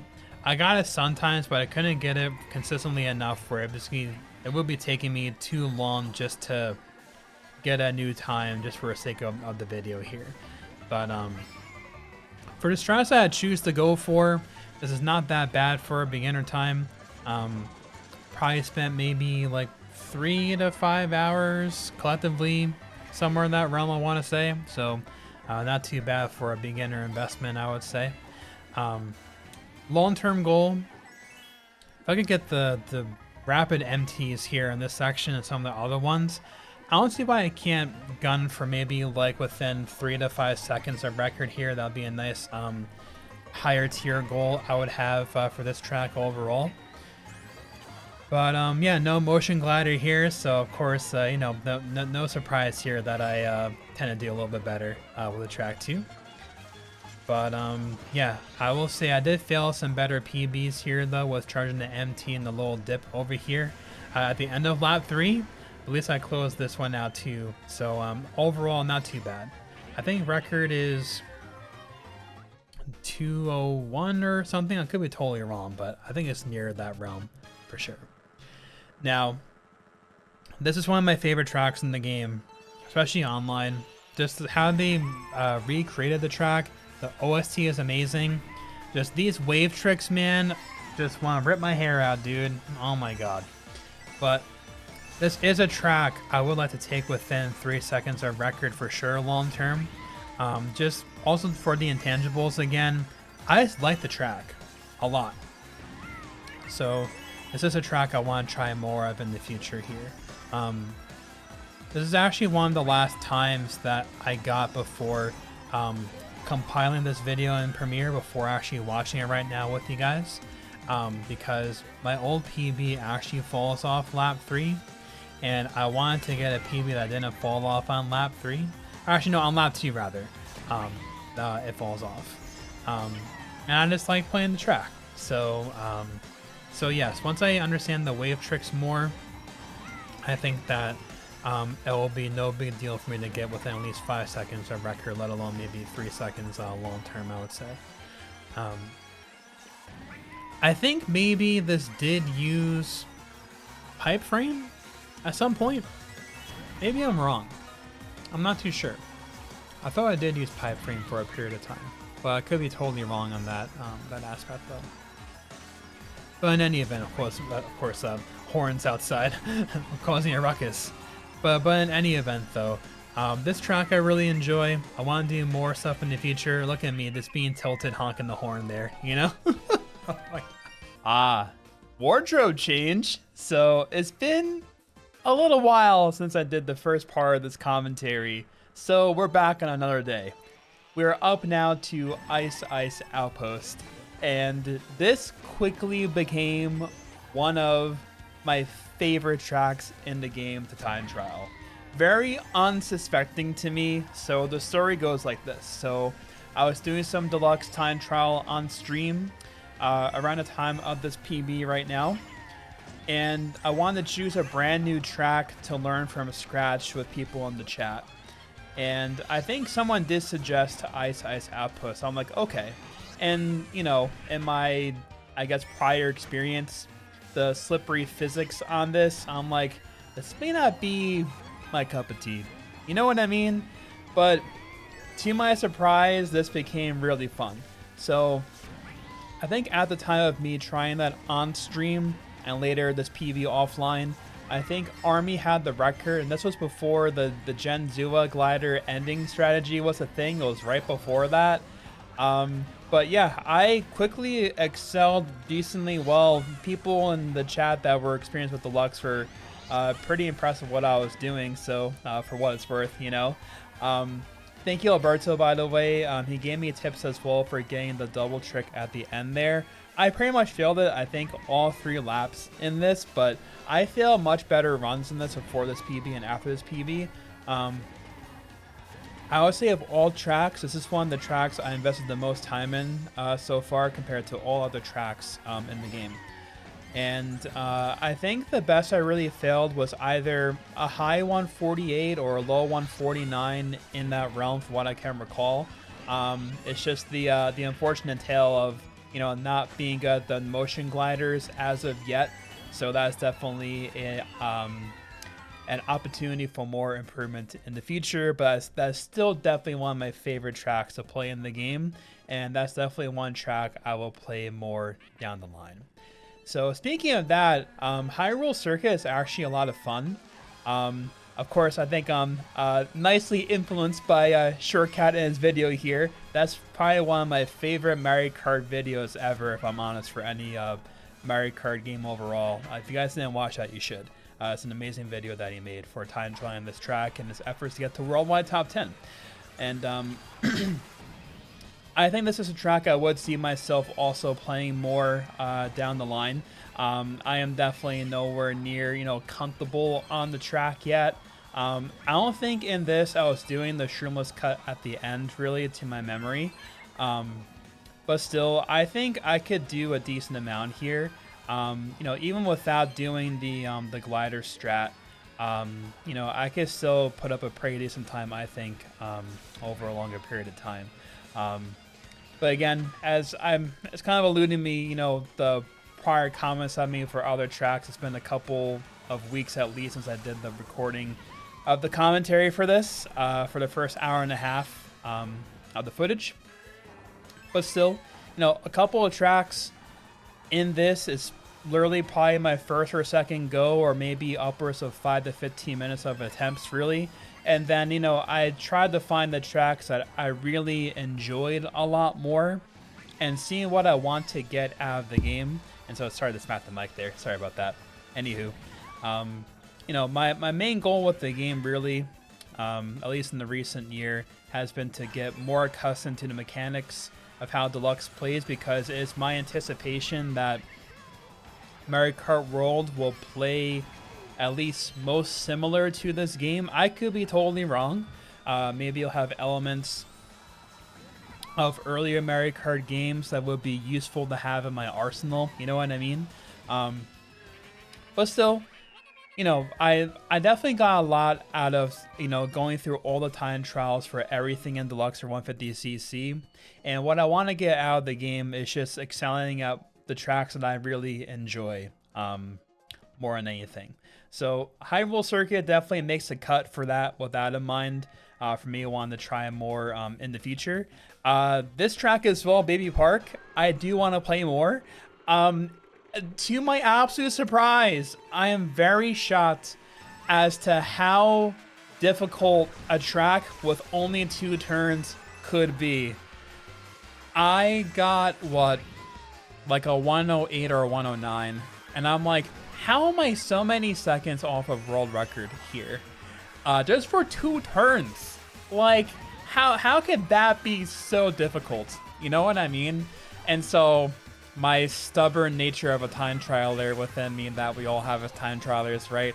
I'm like, you know what, screw this, I'm gonna lab this a little bit more, And so I spent maybe close to maybe an hour or so here, and I notched this down from a 108 to, this is either a high 104 or a very low 105. I want to say it's probably just above a 105 because I remember I didn't quite cut the 105. And I was pretty salty about that, but I kind of shelved it there. You know what I mean? It's forgetting me what the record is right now. It's like a 101 or 102 possibly. All I remember is I got within like 3 or 4 seconds of record. So, on the tracks I enjoyed the most, I wanted to get to near that threshold compared to WR. Of course, it's pretty unfair for a track that's really a minute and 2 turns, but anyway. Cheese Land, here's the thing. This track is a lot of fun. I like the music a lot, actually, for the track, too. I feel like that's an underrated part of any Mario Kart game for time trialing a track is beyond the optics of what you enjoy for a track or how it plays. If it has a nice soundtrack, it just makes it more enjoyable when you're actually playing and grinding the game. You know what I mean? So this one definitely meets that. So with that in mind, this would be a track I would love to pour more time into, but this track is really, really hard. And I definitely saw that was the case too for 200 CCNY. Alpha's record stood for as long as it has. I believe it did recently go down to some crazy ending glider strats once more as well. Even still, on the 150cc side, I definitely have my hands full on this one. To my memory, I think this is a far cry from near what the world record is for 150cc, and I happily kind of just put it down there after a little while, right? Because again, sometimes when you're newer to a game for Mario Kart and you have other Mario Kart experience, for me, I will look at a track and be like, okay, this seems pretty simple. I should be able to excel decently well. Only to, delve a little bit deeper and go behind the curtains of it, right? And it's like, wow, all this is here, and this track definitely speaks to that, in my opinion. So, still, this was really fun to actually start to grind out. I would entertain it more in the future, but this is definitely a tall order of a track to try and grind for a long period of time. But still, it'll be a worthwhile endeavor down the line, but my hands will be full of Mario Kart World. Because when this uploads, this was supposed to be uploaded so long ago. I've had many delays in the past 2025, but if I get everything done on time, this will be uploading the day before Mario Kart World. So it has to be now or it won't be for a long time after. Anyway, I love this track. This is another track that makes the cut for a track I would love to pour a lot more time into. I'll even say it right now, probably like a top 5 track I would love to grind long term when I eventually come back to the game. Because I do have plans for time trial for all Mario Kart games in the video that I'll be working on that's going to take forever and a day to do. That includes all Mario Kart games, but it should be fun to do in the end. Anyway, this track is awesome. Shout out to Shortcat as well. He showed me a lot of different good mechanics, and I think it's called the Kusan slide and hop at the end as well. obviously we're doing the shroom at that part, but Shortcat showed me a lot of good useful techniques and tips when I was really trying to play this a bit more actively a couple of months ago. So shout out to you, man. Thank you again. That it made this so much more enjoyable because he was watching me play this and my turns were going so far out wide and sometimes they're going tight, and then he taught me that, you know, when you the trick direction that you do before doing a drift actually matters. And I'm like, man, my controller's not broken then, you know. So oh man, it's just funny how, like, when you're struggling with something but then just one little thing is like, wow, that's why, and you suddenly start to improve a lot more. I feel like so many parts of this track is very satisfying. This wall turn in particular is a lot of fun. It's quite treacherous. You feel like you're going to fall off at any point, obviously, but it's fun. It's a good challenge and it's fun. That's the most important part. So I actually did grind this, you know, one the most out of all other tracks in the game compared to other tries I did on other tracks. I almost tied my PB a couple of times, believe it or not, to 317, and I got like 3-2 somethings, 3-3-4s or something like that.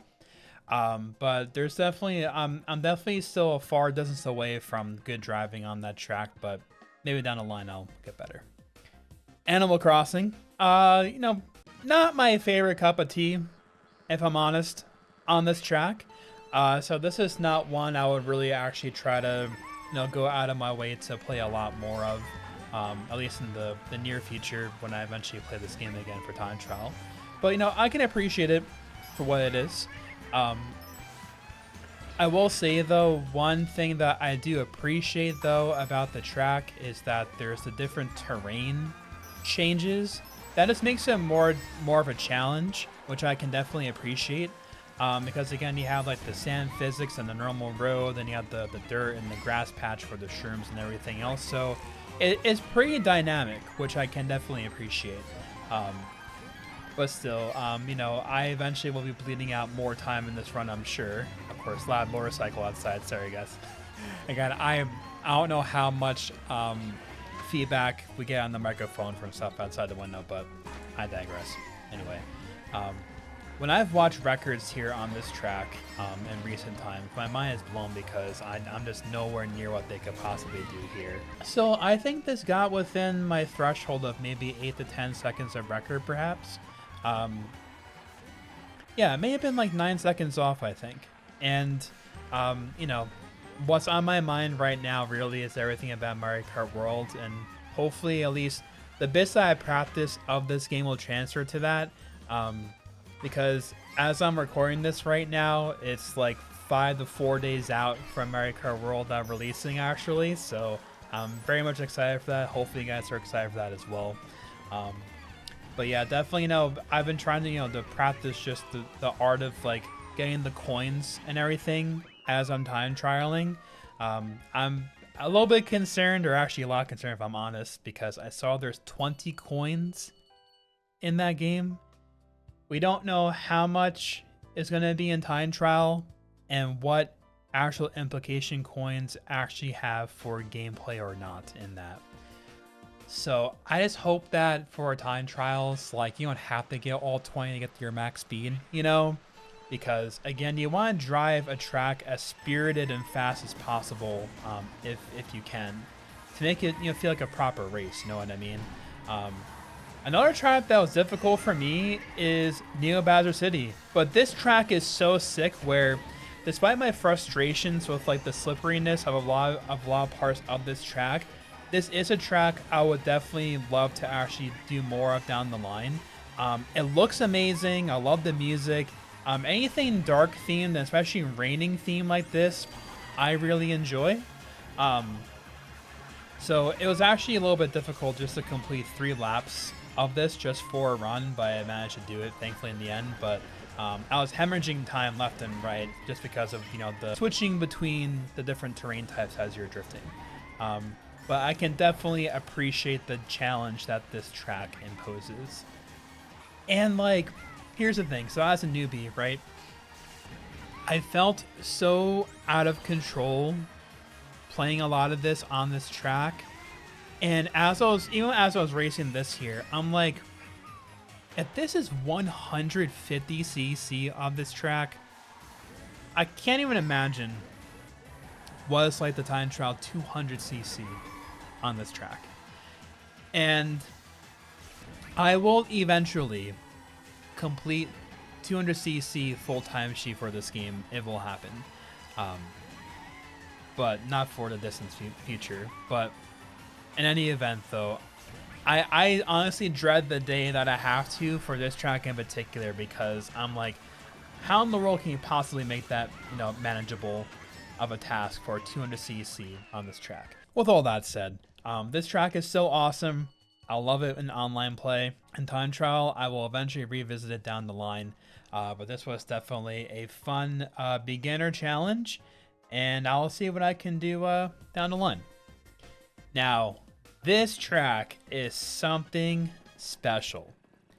So, I tried this a lot longer than what I was anticipating, and I was racing, I believe this is F here, for the Ghost, and this is a track I was surprised by how much I'll want to actually try it more down the line, because my initial thoughts as a new player trying this track is this is so frustrating, it's so difficult, just get me out of here, you know?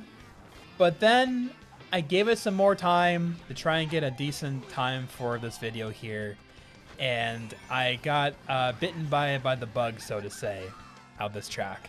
So I get the allure.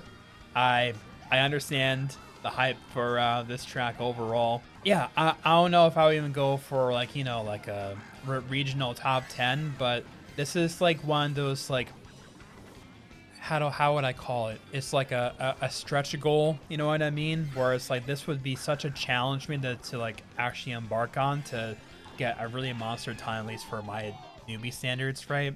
And to pour more time into. But it just goes to show that sometimes you feel like from the outside looking in, that might be a track that you're just not gonna really like enjoy at all, or kind of dread. And the beginning kind of starts out that way, right? But eventually something about the track just kind of pulls you in, and it's like, I could get along with this, you know? And this definitely fits the bill for that. So this was still a far cry from F's world record here. This is probably like, what, 15 seconds or so behind, I think, or close enough. Before this run, I had some fails at the beginning of lap 3, and at the end here, I had that unfortunate fail. I'm just so tilted that I threw all that time away.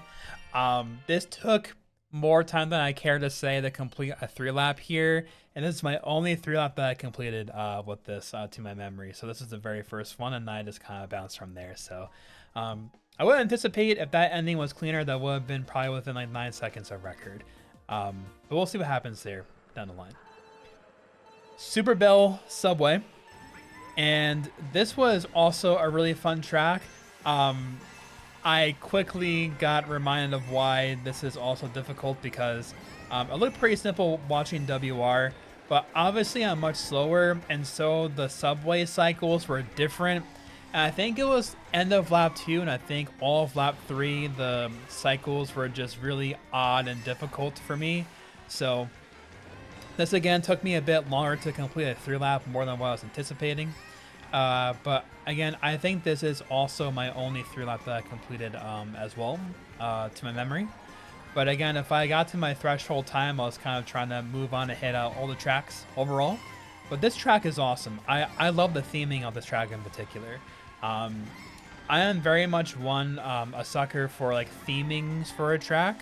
If I love the theme for a track and it really pulls me in, I will be very stubborn to just play it forever. We're going to see later on with some of my other favorite tracks. You know, my tune changes a little bit to what I just said, but, you know, I'll see if I can accommodate for other things, in particular for the combination that's required for a certain track. So we'll see that later on, obviously. But this was really fun, though. Like, I feel like just for the scaling of the track and how narrow it is, it feels so much more fast-paced than what it already is, and so that made the gameplay more satisfying. But yeah, this is also another track that makes the cut for me as far as another track I would pour some more time in down the line. And surprisingly enough, this little shroomless part at the end there with the grass, I messed that up a ton in my attempts prior to completing this 3-lap here, actually. Again, it's just so funny where the things that you think are fairly simple from the outside looking in, and once you try it yourself, it is a completely different story overall. So that's how this track went. I think up next is going to be Big Blue looking at my video player here. Yes, it is indeed. And so this is a track that did not make the cut for me. I just wasn't a fan of this one. I wasn't a fan of either of the F-Zero tracks with how they play, actually. So yeah, these won't be ones I'll be trying to do down the line any more than what I already have. And again, just like with Neo Bowser City, I was asking myself internally, like, how is 200cc going to look like when I eventually have to play that too? You know, because that's going to be god-awful. At least, you know, I managed better on this one compared to the other F-Zero track. I think I'll only try for one of the shroomless cuts here. I use a shroom here at this spot, I believe. Yeah, because I did not want to like grind more time than what I knew I could bother to do, because instantly right away once I started playing it, I knew that this is not a track I want to play for a long period of time. So I didn't bother trying to learn the actual like proper like shroomless strategy on this track. I definitely really appreciate runs even more watching it on this track. It's like another thing where it's like you enjoy watching something more than actually playing it, right?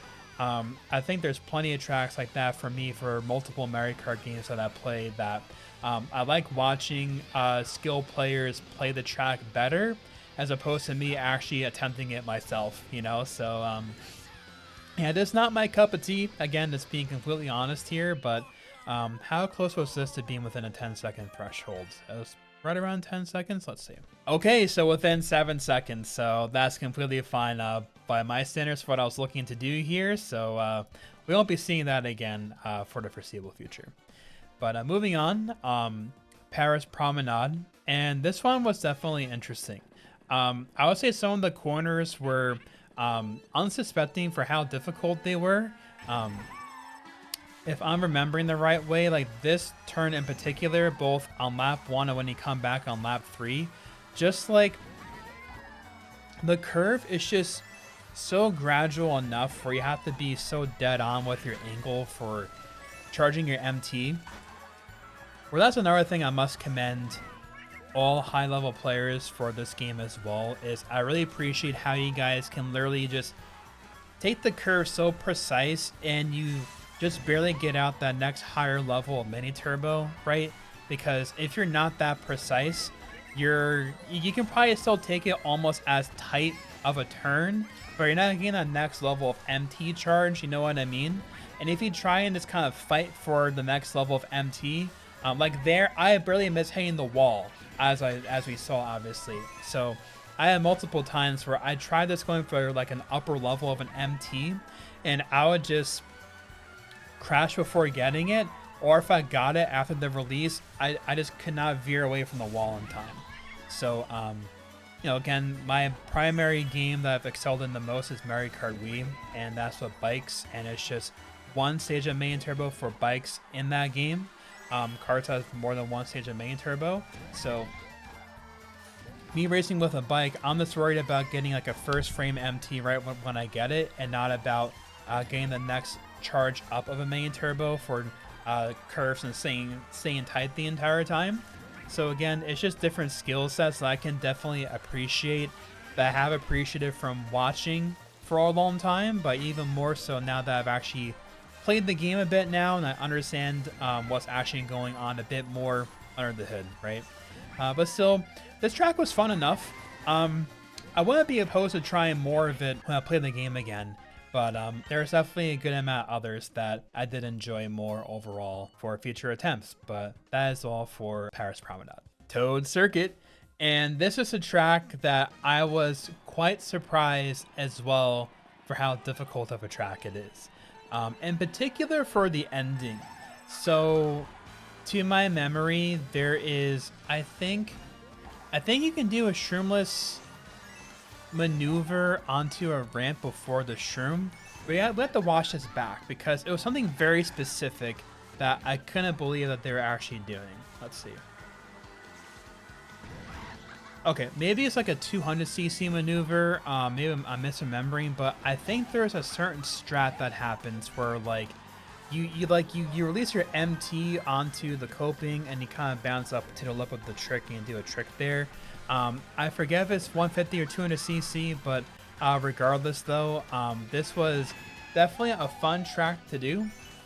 I would try more of it when I come back to the game down the line.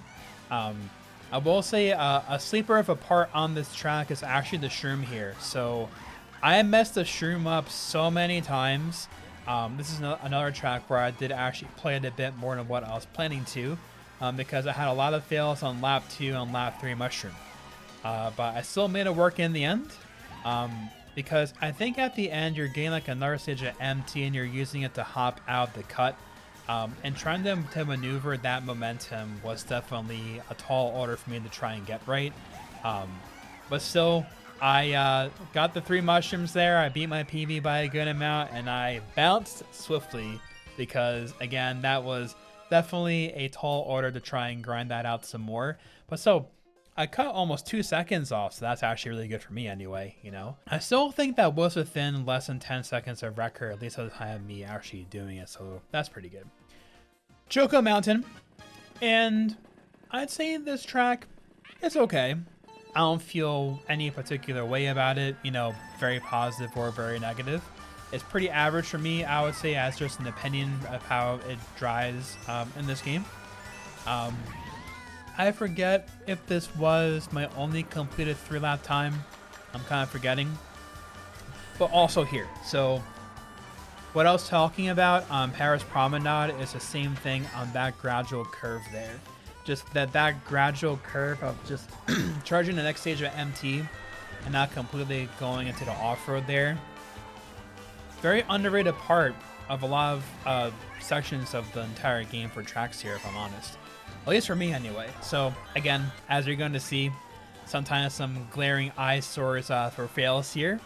But again, I quickly saw which tracks I was going to like more than others, and what tracks I would just get like one simple PB for and to get within that threshold, if I could, obviously. Just thinking about it right now, I think out of all the tracks, there might be 3 to 5 tracks where it's almost like 15 or 20 seconds off of record, where those tracks are a tragic tale for me, and those wouldn't be tracks I'd be trying anymore in the future. But again, I'm very curious for those of you who are Deluxe main for time trialers and may watch this video, from your expertise perspective of probably a couple thousand hours playing the game, you know, compared to me being a complete newbie trying to play, right? If any part of this commentary for some of your favorite tracks is amusing, or if it kind of reminds you of your growing pains yourself as like a newer player and playing your favorite track, you know what I mean? But still, I think this was probably within maybe 8 seconds or so. I caught the 2-minute time, so, well, I got that to my credit at least, you know? Let's see how close this was. Let's see.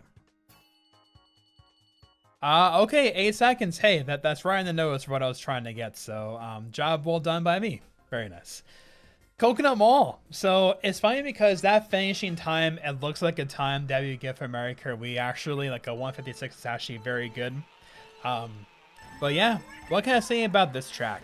It's definitely one of my favorite tracks to play in Mario Kart Wii. And this game, not quite the same story, if I'm honest. But I would say it would be the same way if I knew how to do the glider as well for the end, because that would be a lot of fun, of course, you know? But yeah, like on this track, almost every curve, I felt like I was fighting my cart to like turn the right way.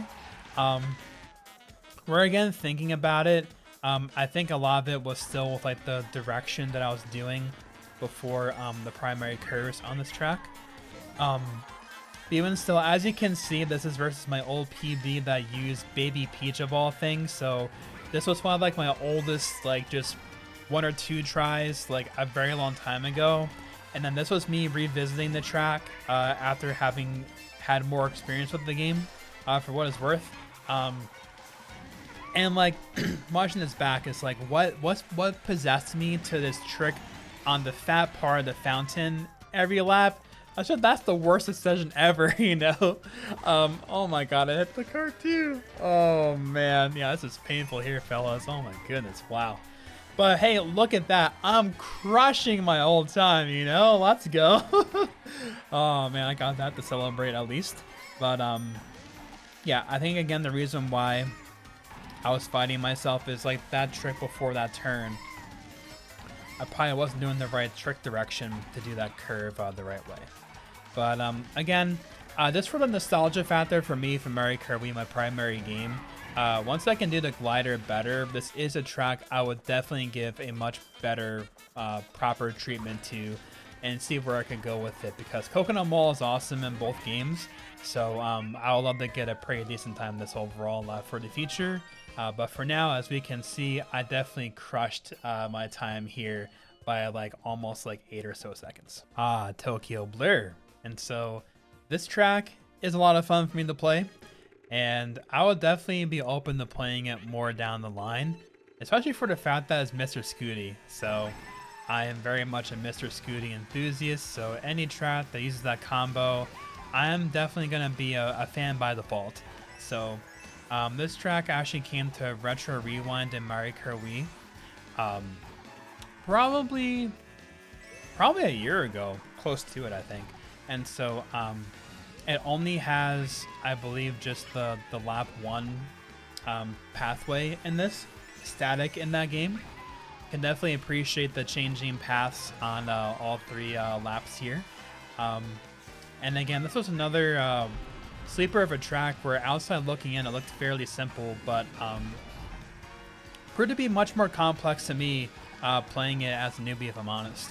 I think... Can he do that shroomless? I'm forgetting.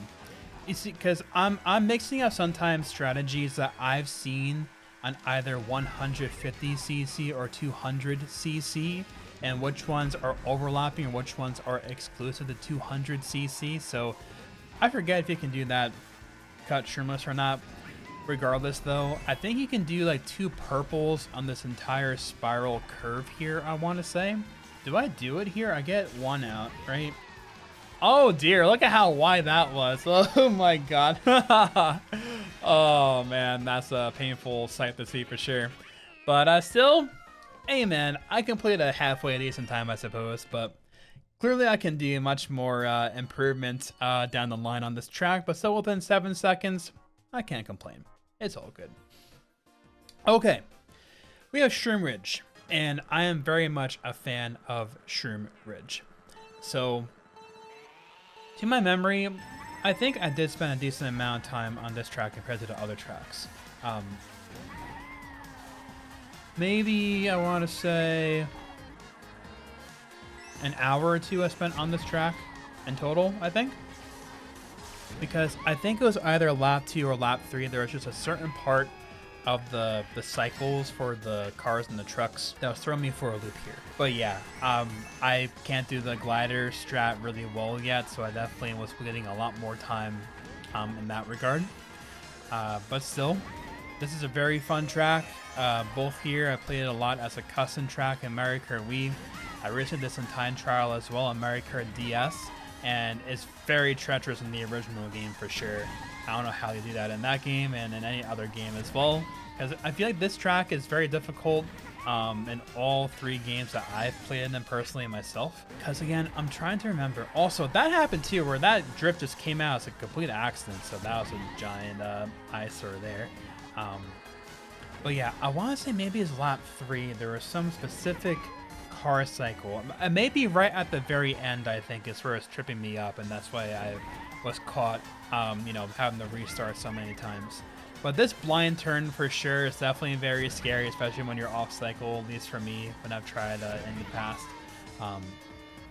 But definitely, I do not do this anywhere near optimal at all. Like, I'm sure you guys are complete zoomers at the game that are very fast.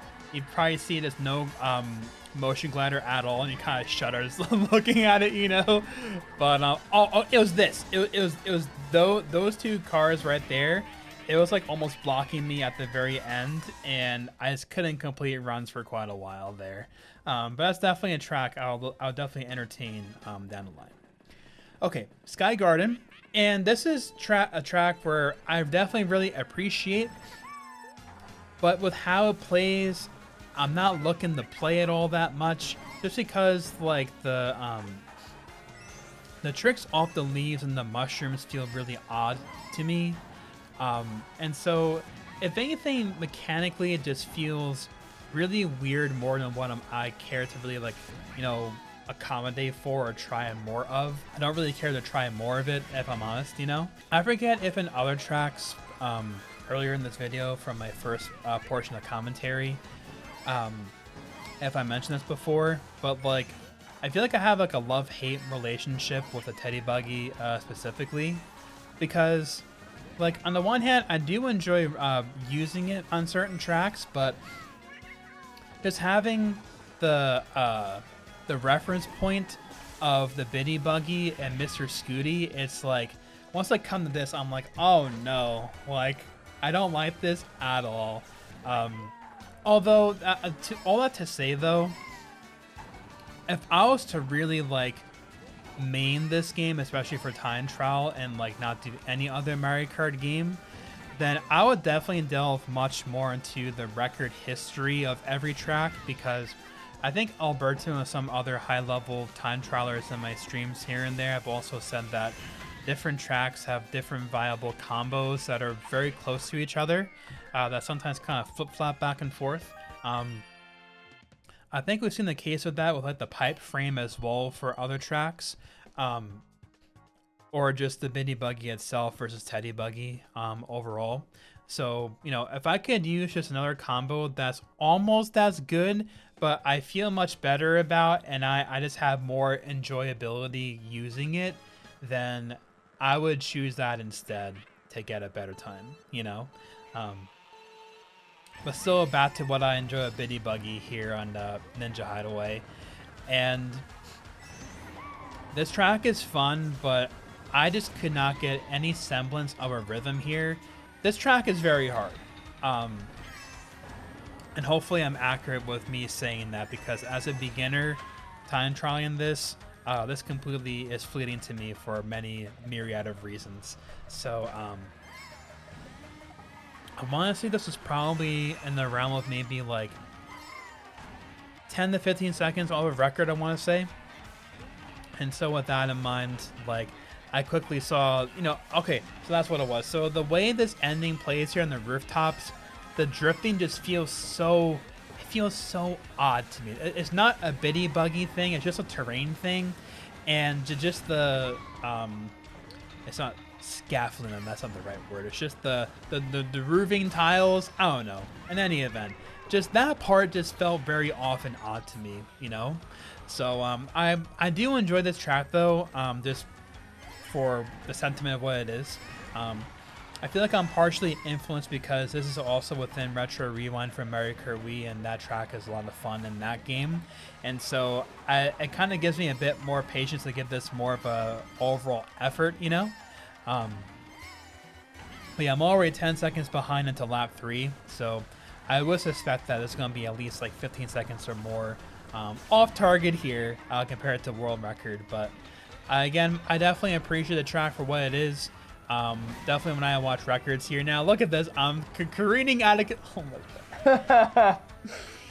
Oh man, again, I hope you guys enjoy my growing pains on some of these tracks, especially if they're some of your best ones with me watching, because oh man, it's gonna be clear to you guys, you know, the tracks that I, you know, just want to do like a once through and just to complete a run for a 3-lap, you know, and others that I gave much more of a spirited effort towards. And this track It wasn't one of those. I will comfortably say watching that replay back. So yes, that was 16 seconds off of WR. Very nice, very nice. You know, not too shabby, not too shabby. You know, okay. But yeah, no more of that for me for the foreseeable future. Moving on now, New York Minute. So you know, I'm based in New York myself, so I'm very much biased for this track. I feel like I have to like this track, which I'd say I do. The beginning here is high octane gameplay for me. This empties back and forth Mr. Scooty Say Less. It's right up my alley here. A lot of fun. But still another track where it surprised me for how difficult it was because just of the terrain changes. So the slippery road, the brick road, the dirt road, like there's a lot of different changes of terrain. And I feel like in a lot of Mario Kart games, if you are one that excels at the terrain changing tracks, like you really understand the mechanics of the game more than someone else. Just because you can really just adapt to any situation that the game throws to you, you know?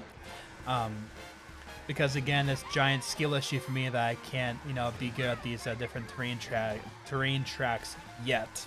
Keyword. It's kind of rambling here, but again, I'm wondering how much terrain will play into an account with how Mario Kart World plays. And again, I'm just so curious how much of a direct transfer skill from this game is going to transfer to Mario Kart World. Because if you didn't know, I'm trying to go for some WRs in that game on day one. Say less. Let's go. If I can just get one world record, could last for literally 5 minutes, I don't care. But I just want to have a world record in more than one Mario Kart game, and I'll be very much satisfied. So that's my overarching goal for sure. But I digress. This track is pretty fun. I'll definitely try this more in the future. Okay, Mario Circuit 3, and this is one of the tracks I spent the most time on. I'm sad I didn't get a live replay of a PB here. I had a lot of 133 fails in particular that I just couldn't complete out on lap 3. But once more, huge shout out to Shortcat for helping me on this track as well.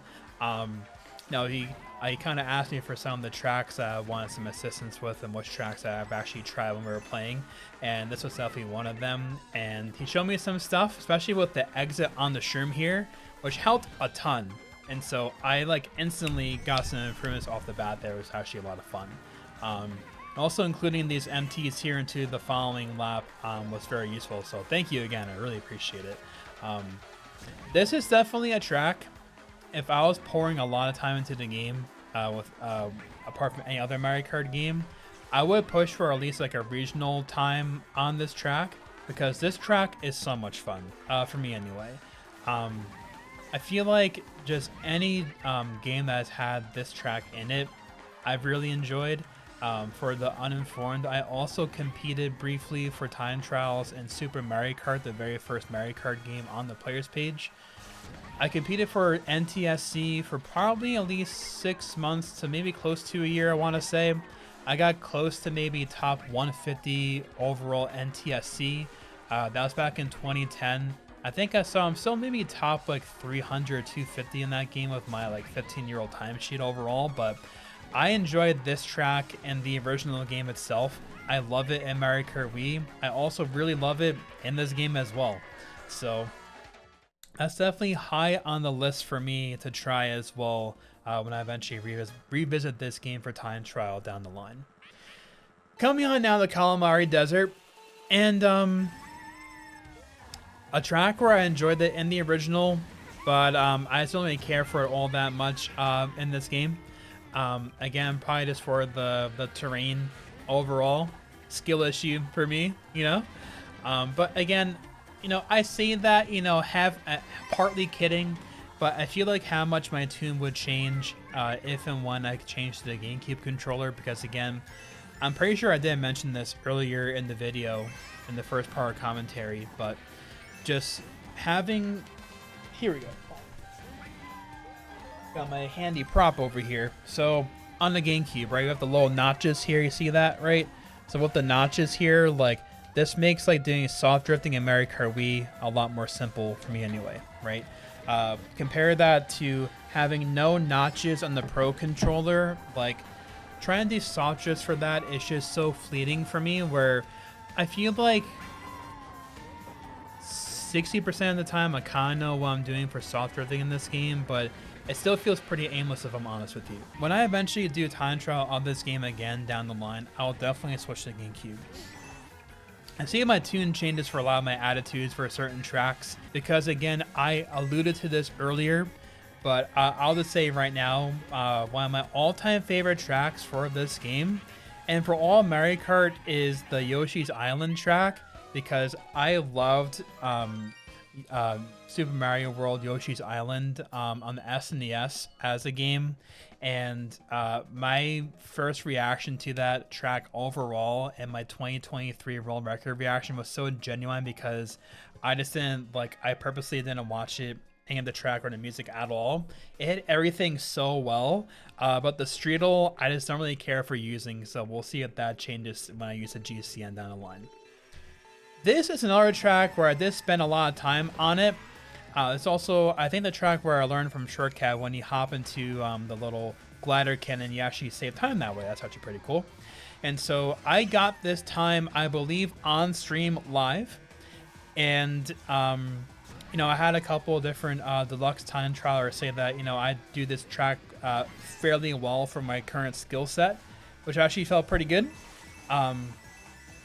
This part is a lot of fun for hitting the wall and going straight. That mechanic is really cool to me. I didn't get that on lap 1, unfortunately, but I think I do get that on laps 2 and 3. This is most definitely a track I would love to spend more time on. This is definitely almost like a top 5 time trial for me in the game, with me just having a very good time overall with this track. But so after I started playing it, my respect level, I think for F, he had this track and probably still does at this point. Of course, I missed a trick there, but my respect for him on the track went to all levels, because, again, you know, from having experienced other Mario Kart games, I can appreciate a hard track for what it is from the outside looking in, but for what he does on this track so precisely, I really admire even more as it is as well. So, so I think it's on laps 2 and 3.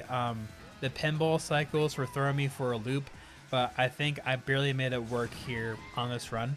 I think, again, my best splits probably gave like a 222 around there, so there's a 224, I think. I completely missed this trick on lap 2. I definitely lost a good handful of time. Didn't get the straight wall direction in lap 1 and some other miscellaneous things, so this is still, I think, F's time's like a 217 or 218, I want to say, so I was still within probably 6 or so seconds of record. It was actually pretty good for me, but I feel like I could do even better on this track. I would even wager to say that this might be a track that I would potentially try and push for almost like a worldwide top 10 time. It's like a super stretch goal, like super long term. Just because I just really enjoyed how this track played overall. There's no motion glider. I can do things fairly simply, which I definitely appreciate as well. So we'll see. This track, to my surprise, it's definitely enjoyable to play. But again, it's just the growing pains of both the Teddy Buggy and also the motion glider. So in the comments, you know, definitely let me know, have you seen other players come to the game as newbies and then they kind of have the same quarrels with the motion glider overall? What do you say? Because I love watching the motion glider being done really well. I can't do it myself. It's very difficult. I'm sure that'll change down the line, but as it stands, when I tried it, it felt pretty aimless. Even watching some guides on it, I just couldn't do it at all. This big skill issue for me, you know.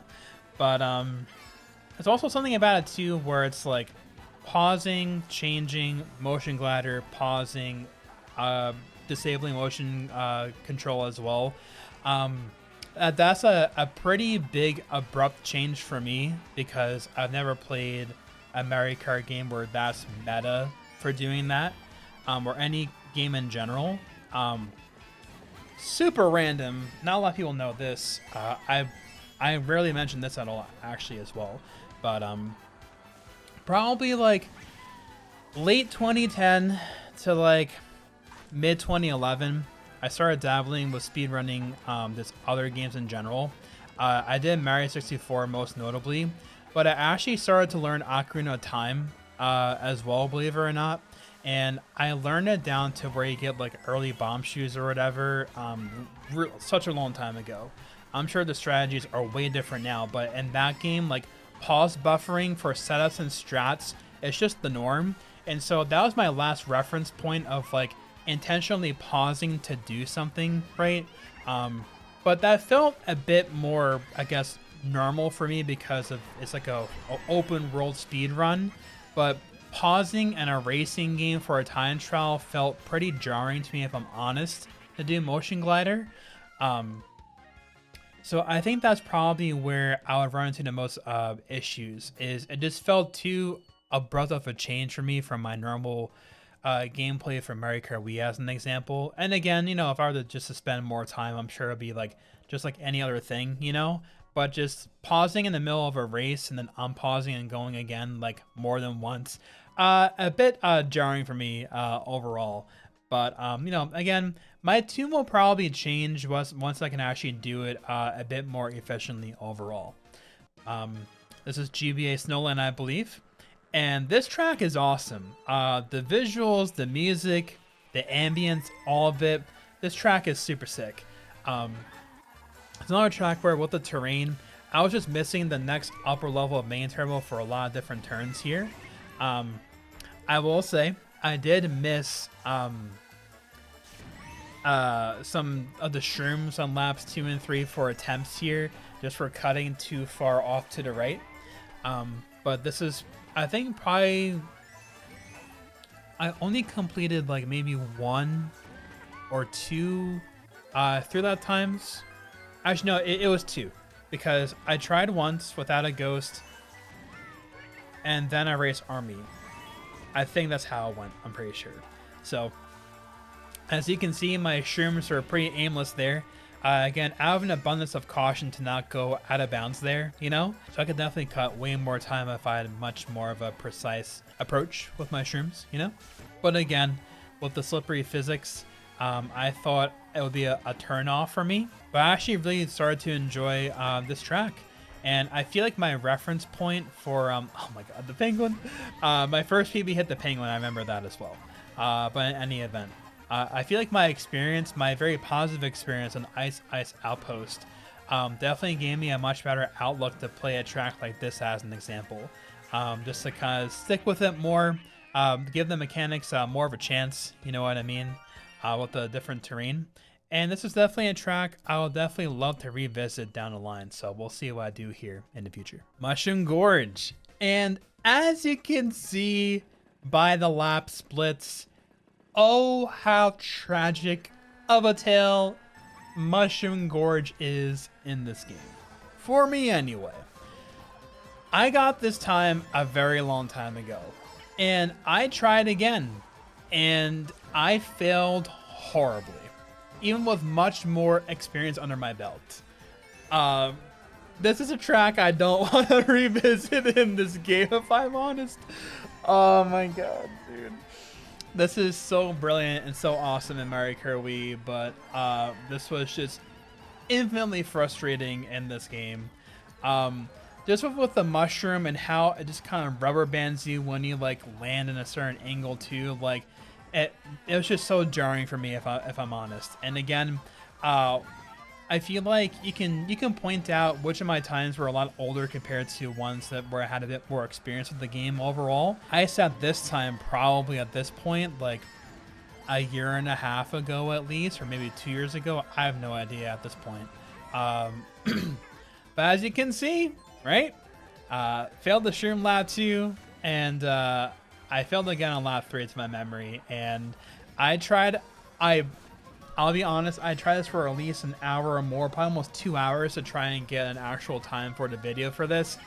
I could not even complete lap 1. Just the shroom was fleeting me, let alone the the mushroom pad physics. So you know, I had to call it quits. You know, be honest with myself. You know, and this is definitely not a track I was looking to play for any longer length of time. You know, so I probably could have done well with just like skipping this in the video, but here's the honest take. You know, and again, I feel like hopefully with leaving that in, it makes people also appreciate that, you know, you can be new to a game and you can just completely suck at a track, for no lack of a better term, and it's okay. Like, it's not pretty when you first start playing a certain track and you learn like a game overall, you know. And it's also okay like to not like everything too. That's also another thing as well. And again, to an important reminder where it's like you should remind yourself of like, what are you trying to get out of like certain endeavors, right? As an example, like you can speed run, I don't know, I was talking about it before, you can speed run like Mario 64, and there's different categories. There's 0 star, 1 star, 16 star, 70 star, 120 star, a lot of categories, right? And maybe your interest is only in 0 star or only 120 star, right? Like you can enjoy a game and just like a certain aspect of it in a speedrunning endeavor, right? Whereas like for, you know, a game of ILs, like Mario Kart games for time trials, right? What you want to get out of the game is, oh, you just like one track, you want to excel? That's cool. Or a couple of tracks are more of your tune? Okay, that's great. Or if you want to be the #1 overall champion at a game and you have to be good at everything, and that's okay too, right? Because, you know, I did that for Mario Kart Wii, and that was my goal and my intention for that game. But then, you know, when you play a different game, you see what you like and what you want to get out of it, you know? And I feel like that should be okay. Because also here's another thing too, where like you may only like certain things about a game for speedrunning, right? You may only do certain categories, but then eventually, like, over time, you'll grow a bit more interested in other things that you otherwise were omitting or didn't have interest in the past, right?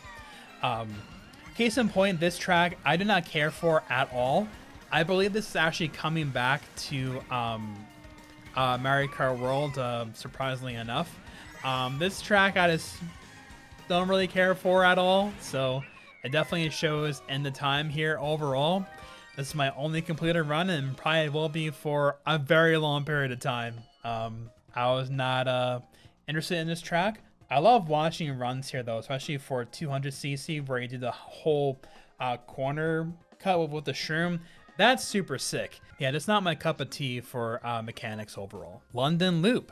And surprisingly, I actually did spend a decent amount of time on this track. I want to say this was around the time when Panda was playing this track on his stream, I think.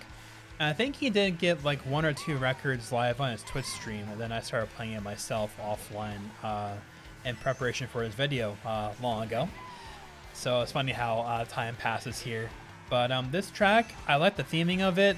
The music is cool. And I think this is a track I would actually play more of in the future. Certain parts of the track here, doing the empties back and forth on the straights, and just keeping that straight line is very satisfying. One thing for me, I'll say, is with tracks where, how do I describe this the right way? Like, you know how like you could do maybe like 2 or 3 main turbos in succession back and forth in the street, but then you kind of add like the extra filler hops that kind of gives you like spacing and to like kind of go fluid into like a different part of the track, you know what I mean? Like, I probably shouldn't call them filler hops because they're actually like they're needed for what you're trying to do. Like, just that instinct of like hopping around to do your next kind of gliding and drifting section, like that intuition to me doesn't really come naturally all that much. And when I found that for myself, you know, starting to play this game, I was honestly kicking myself for not really doing some more kart time trials in Mario Kart Wii, even just for like a couple of hours maybe, because you know, there's definitely some more of that too as far as like spacing filler hops in that game. But just that type of intuition just doesn't come naturally to me. So I think, I'll be kind of the player that I would have to just watch visually the thing happen over and over again. Where like you can watch a time in videos over and over again in streams to that end as well for repetition for the general pathway and lines for a track. But the minutia, the very small micro details of the hop and drift and different things at certain spots, for me, I would really have to just watch that over and over and just like replicate. It wouldn't be me building intuition, it'll be me just replicating and copying first. I think long term I can maybe build an intuition for that type of thing, but that style of gameplay that just doesn't really come all that natural for me for the current moment. But in any event, we got Boo Lake here, and this track is awesome. Just the unfortunate tale that it has the underwater physics. So I forget which tracks came earlier in this at this point. It's been so long since my first commentary for the beginning section. But another thing I quickly saw is I don't like water physics at all in this game. It's probably only one or two sections of a track that's just bearable for me, if I'm honest, where just the water physics I just don't really care for. I think it's called Piranha Plant Cove, I think. Is that the name of the track? Actually, as we're putting this right now, this is the podcast episode for you guys too, so doing this live here. I forgot the name of the track. Deluxe. Scroll. Let's see at the bottom. It is actually nice. Yeah, it's called Piranha Plant Cove. And visually, just that track and the strategies on that track is awesome. I love the track, but I hate it for how it drives. Just for the water physics, if not for anything else. Which is quite sad. Where again, if I had more experience in the game, maybe my tune would change. But at the very least, that's like the one track I would put my disdain for water physics aside, just to be able to play that track effectively. So we'll see what I plan to do with that in the future. But in any event, we have Rock Mountain here. We got our main boy here, Funky Kong, and Teddy Buggy, and the cushion tires. I can't think of a more cursed combination, if I'm honest. Racing this track and this combination was literally ripping my hair out. Like, this was one of the most painful racing experiences. No motion glider, going so slow here.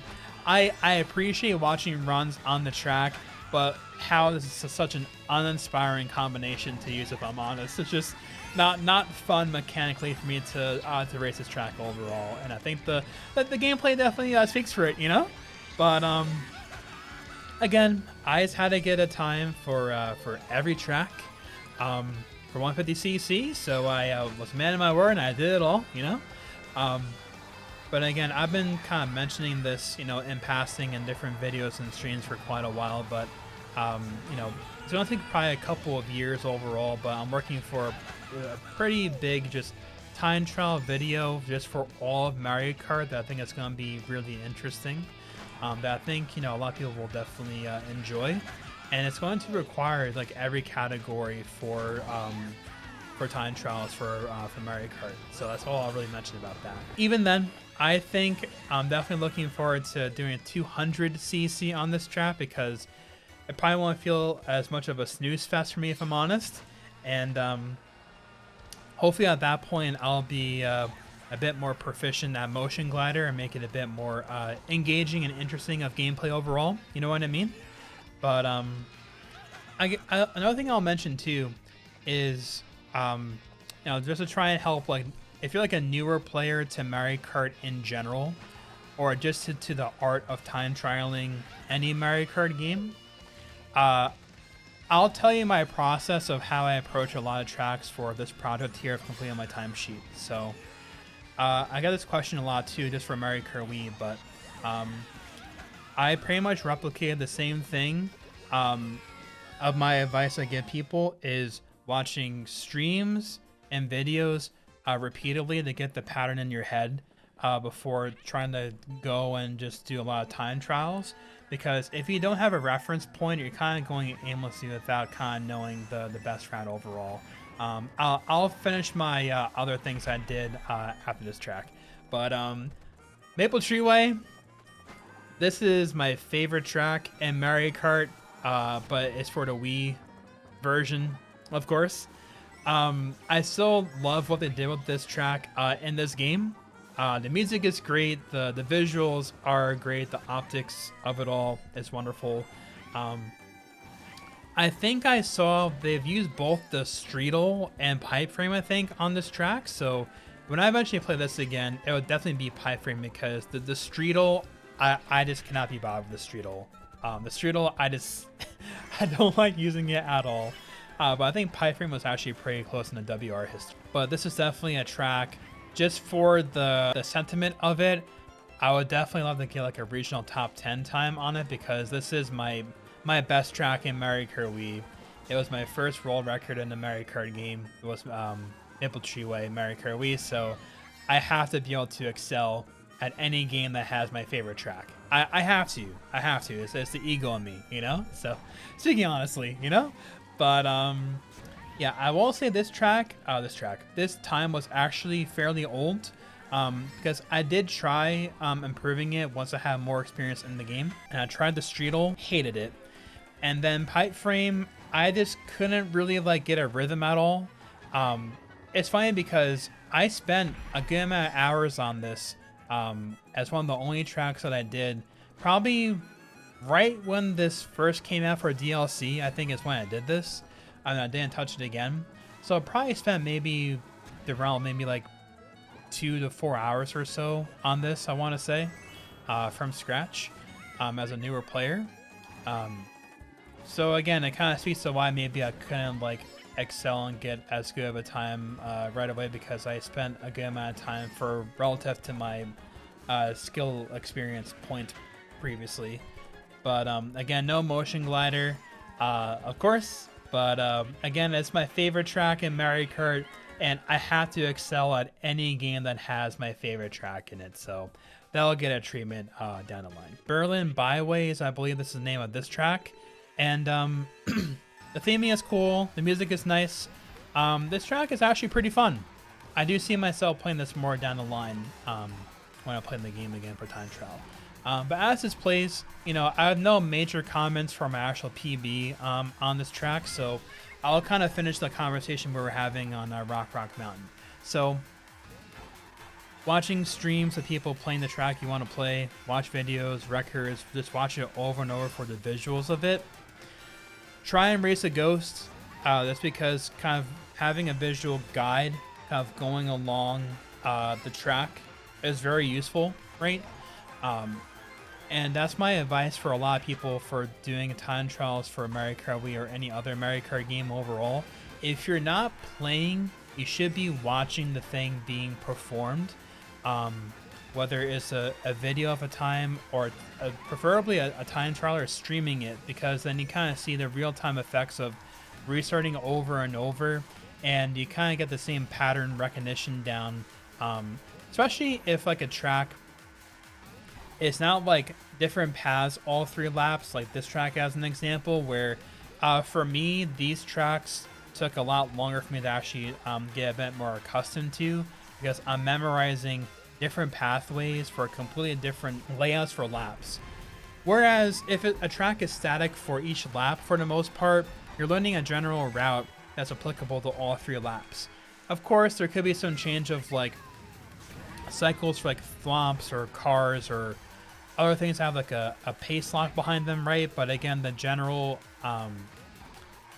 pathway remains consistent most of the time, right? If you just have that pattern recognition, just doing it over and over again, you'll eventually memorize the pathway for a track.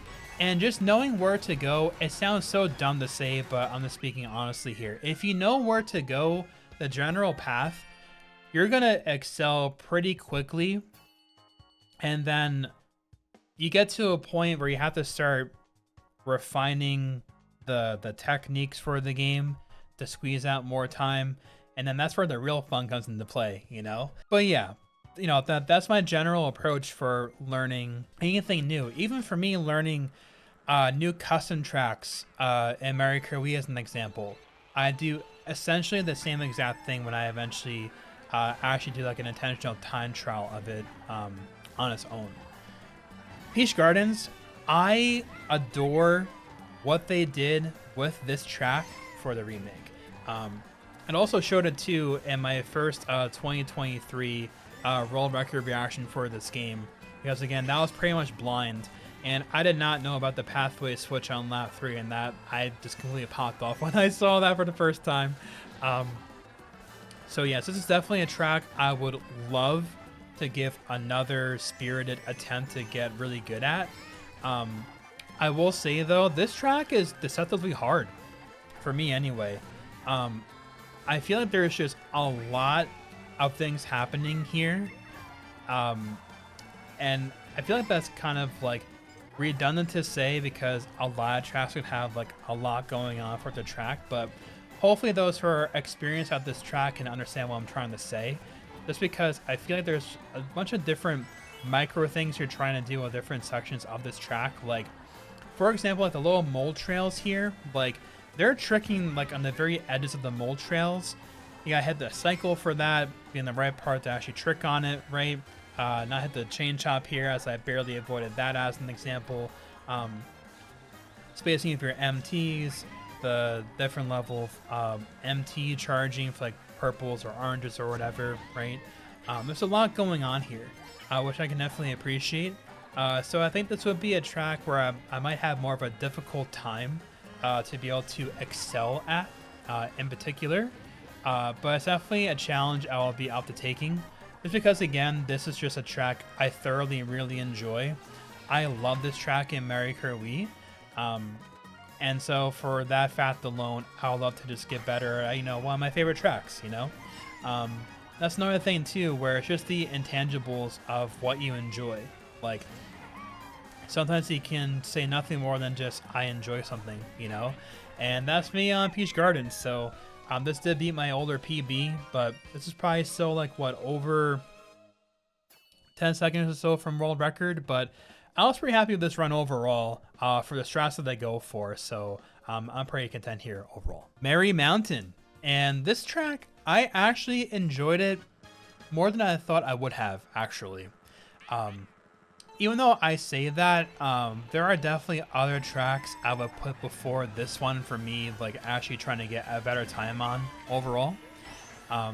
But still, I definitely got more enjoyment out of learning this track to the little extent that I did, more than I thought I was going to. The shroom is fun.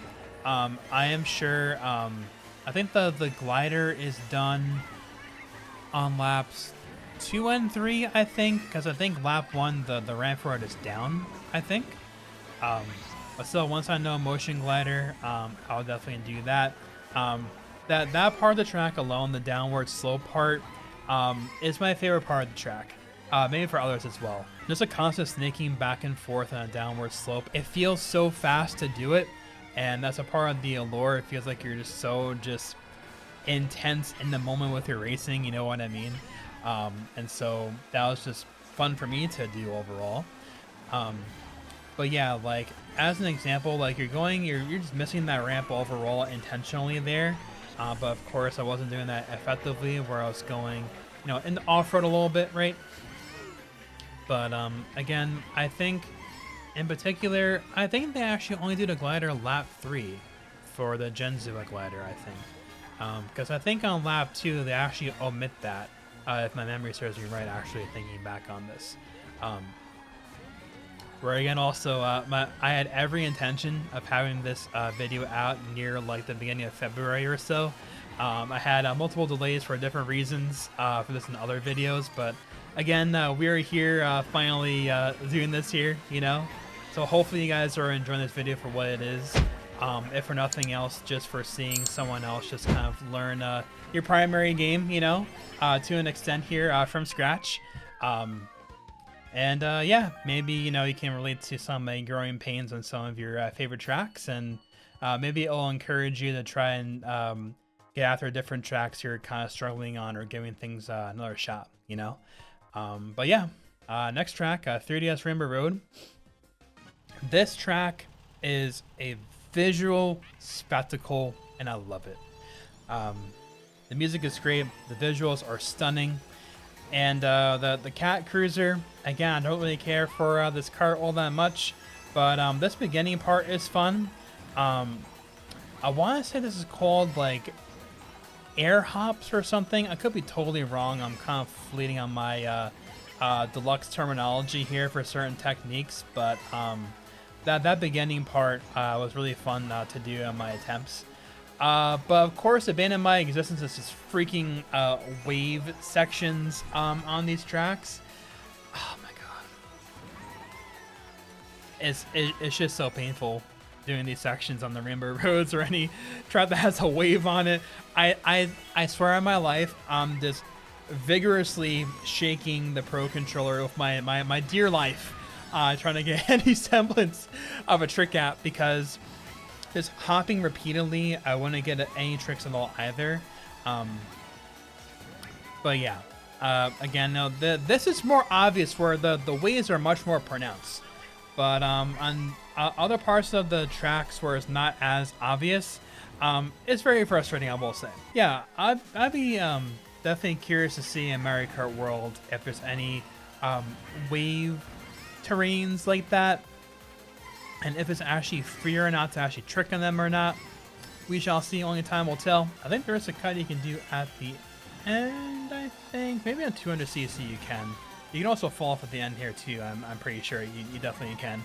I didn't do that though, because I just wanted to guarantee a PB. That was within 7 seconds of record, so I'll definitely take that for sure. Amsterdam Drift, and another new wardrobe, another new day. Let's finish this, shall we? Got one more hour to go. So we have Amsterdam Drift here, and I actually spent a bit more time than what I was anticipating on this track, but my PB doesn't really show much for that, unfortunately. I spent probably at least 2 hours or more on this one, and I definitely feel better runs than what this ended up being. And to my memory, this was the only 3-lap I did complete, because again, it was kind of fleeting for a while as far as my attempts here in completing a run. Just certain sections, like threading between a little trolley cart here, I think there's another section where you kind of go to the left of it, and I hit the wall, to my memory, I think, and so that didn't really go all that well. Another track that of course has the underwater section as well, and again, I'm not about the underwater physics, unfortunately, in this game. So you know, this is okay for what it is for my time, but not looking to do too much more from here in the immediate future. I will say this, a general comment. I feel like the tour tracks overall, and the tracks where you have a completely different pathway for all 3 laps, where you're kind of going the reverse way back, I think it's a pretty cool concept. My pretty random comment, but not so random, but there was a mod in Mario Kart Wii for backwards tracks in that game, and they actually added certain ramps where you could actually like go backwards for where you otherwise would be locked out of it in vanilla gameplay. And so racing tracks backwards or this other route reverse is actually pretty cool. So you kind of get some of that with some of these split paths back and forth on these tour tracks, so I'm a fan. GBA Riverside Park, I really love this track. I love the way that it plays, and it's Mr. Scooty, so how could I not, you know, enjoy this one, right? I did spend a decent amount of time on this track, and then I did revisit it later on, and I forget actually how much I beat my PB by in this comparison here, but this was still not really close to what I could really do on the track. Like, if I really think about it, this is probably one of the tracks where I did spend the most amount of time compared to other tracks, to be honest. Because again, it's just a nice, simple track. The driving is satisfying. Just the curves that kind of mend into each other after a point. It's just a satisfying track to drive, you know? So if a track is satisfying to drive and I'm not like fighting myself or fighting the cart or the bike, you know, to try to race on any track in any Mario Kart game, then I'm actually going to tend to enjoy that more than other tracks, you know. I will say with the terrain here, the little water, dirt, and everything like that, you know, it felt a little bit weird in the beginning, kind of transitioning back and forth between terrain types, but, you know, I still managed, you know. I will say probably my biggest problem part of the track is definitely the ending, because definitely I think on the end of lap 2 there, my recovery and transition to lap 3 was not that great. And I've also overshot the mushroom plenty of times where I just drop the empty and I just lose all my speed and I lose my run, you know? So the typical Riverside Park things, right? But even still, I think I could do much better than this. Of course, I completely just scuffed that ending there, unfortunately, too. I think this was probably within 8 or 7 seconds of record, I think. So I can't be all that upset with this. So I'll definitely revisit this down the line. DK Summit. Oh my god. I have to have that comment for this track, but also for DK Mountain later on. Both of the tracks in this game, oh my god. Like, those are two of my favorite tracks in Mario Kart Wii, and those two are notoriously pretty difficult for their own reasons for tech. And I feel like that transfers directly for this game, at least for me. This track in particular, oh my god, like, this was like just beating my head against a wall repeatedly, you know? Like, oh my goodness, like, this is, I think, as far as time of distance to world record, this might be actually my worst one. It's either that or DK Mountain. I just had no patience at all with them being to try to stick this out for a long period of time, if I'm honest. I just had to complete a run for a 3-lap, you know? I'm crushing my old PV there, obviously, you know? But, yeah, like, once these tracks came to the DLC, I was very hyped for it overall, seeing it. And watching world records here on these tracks, I respect them even more than what I already did. Now that I have an actual reference point for how to actually attempt to play the track, and I'm just, like, a million miles away. You know what I mean? Even still, you know, these are two of my favorite tracks in Mario Kart, compared to other tracks overall, so, you know, maybe eventually I would come back to these and, you know, give a more spirited attempt, you know what I mean? But, yeah, I think, you know, DK Summit and DK Mountain in this game, those would be tracks I would wait a while, though, in general to revisit. I feel like I would have to really understand and refine other aspects of technique and gameplay for the game overall, and I think my time would be better suited learning those skill sets on other tracks that are going to be not as reset heavy for me and as frustrating, you know what I mean? I probably mentioned this earlier during this giant video here of my timesheet, so sorry if I repeat myself here and there, but the skills you'll learn on one track will definitely transfer to other tracks that you are playing in the end. And, you know, sometimes you need to just have a track that you actually enjoy, and you have a higher likelihood of just not rage quitting and saying you're gonna quit and just not play anymore, you know? You need your highest likelihood of actually sticking through it in the end to see what you want to do. So, you know, I think just learning different aspects of gameplay on different tracks will definitely help me on those in the future. And of course, good time, because we have this track here, and Yoshi's Island, as I mentioned earlier in this video, this is pretty much my favorite track in the game. From the theming of it, like, I'm just totally transformed back to like my 7-8-year-old self with my SNES in my basement playing Yoshi's Island 2, and I'm just like, man, like, what a time to be alive, you know? But yes, what can I say? This track has use of Streetle, which I'm just not a fan of, first off. And second off, oh my god, like, I think I got this PB, I got one PB here on stream, and this one was off stream, I believe, because it's a live recording. But getting that question mark there for the bridge,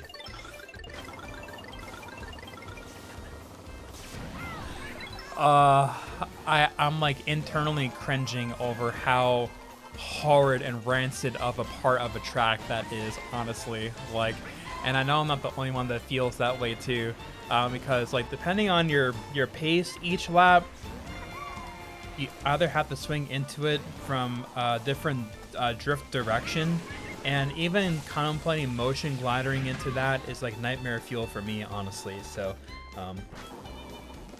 this is one track I really would have really enjoyed to like really grind out. And look at that, I'm just completely just taunted by that. Like, I think this loses like over 3 seconds a lap, if not more, I think, to my memory. Especially comparing the laps was from laps 1 and 3. Because to my memory, this is still a 2 for 3, not a 1 for 3 for getting the bridge there.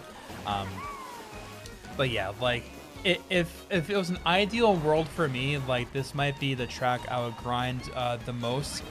Maybe even over Dragon Driftway if I had it my way, you know, if I could change a couple of things in a combination I could use. But alas, I can't do that. But still, I will, you know, be stubborn in my nature and still grind this out at some point, you know.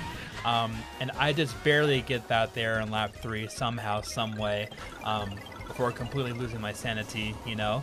But just all the small, intricate details of what they did on this track is so remarkable. And so, you know, I think that'll get me through some of my internal frustrations that I have with the track and how it plays. But anyway, let's move on now to Bangkok Rush. And this is a track where, you know, for the theming is cool. How it plays, I don't really care for it, if I'm honest. If my memory serves me right, this is a track where you have like a portion of the rooftop where you kind of like bouncing up and down on the parts of the rooftop, the little tent part or whatever. And there's a giant motion glider section. There's a bunch of other small things. And so, you know, maybe it's just me having giant skill issue as a newbie, right? But those parts of the track were just very frustrating for me to actually learn and play, you know? But again, you know, once I understand some things more about the game and gameplay, I'm sure my tune may change for this track and a lot of other tracks, if I'm honest, you know? But yeah, I'm just, you know, speaking, you know, out loud here, I want to say with all 96 tracks, I think I got the target of 10 seconds or lower to WR, maybe like 50 to 60% of them, maybe. I want to say the grand majority of them get at least within 12 seconds of record. And maybe like 10% of them I get within almost 5 or so seconds of record. So, you know, as being a complete newbie from scratch, I think that's pretty dang decent, if I do say so myself. But, no, again, I've definitely found the tracks that I prefer in this game the most for what I would actually want to grind more of. I will say though, the middle section here, I actually do find a lot of fun, especially this one here where you have one giant purple, and I think you kind of like use that momentum to sling around the complete opposite corner there. Yeah, this is the exact section I was talking about as well, for how frustrating that is to play. I think to my memory, the world record does like these drifting MT trick things, you know, and I just, that's beyond my current skill set, you know what I mean? But still, I respect this track for what it is. Not completely my cup of tea as it is right now, but maybe that'll change down the line. DS Mario Circuit, and I actually enjoy this track a lot. I did play this a decent amount. I will say I was bottlenecked on this track, most specifically for the mushroom. So the mushroom exit proved to be just very eluding and difficult for me. I think in this run, I only get it like properly, maybe 1 for 3 or maybe 2 for 3, but let's just watch this here for lap 1, because I think I didn't mess this up, right? Perfect. So, you know how it kind of just like went straight after getting back to the main road? On other attempts, it would not go that way, where it would just send me, it would slingshot me horizontal at maximum MT speed. Like, that, I've mentioned this probably a couple of times at this point, but that aspect of certain points of tracks in this game, it frustrates me to no end, because I feel so out of control of my cart, you know, where I just don't know where I'm going wrong. On lap 2, I managed that well, thank God. I think I even got the purple out there lap 2. But I definitely messed this up on at least one lap. I think on lap 3, I would have to have that be like a mess up point for me. I think even at the end of my lap 3, I think I messed up as well before the finish line. So, oh, I hit some grass. Lovely. I forgot I did that as well. Amazing. But yeah, like, I'm pretty sure this definitely cut off a good amount still from my former PB that I had here. Let's see the shroom lap 3. Let's see. No, I did okay. So maybe that was my memory from my former PB. But, again, like, I was just so infuriated by how the shroom exit was going for me. Of course, I lost all my speed there as well, botching that there. But this is one track I would love to play more of in the future. If I really understand that shroom exit, then I'll be cooking for sure. Now we come to this track. The recreation of this for Deluxe, Chef's Kiss. It's incredible. It's amazing. And to that end, it's just the same tale as DK Summit and DK Mountain. Because, my God, this track is so stupidly hard, like beyond hard as a beginner for me.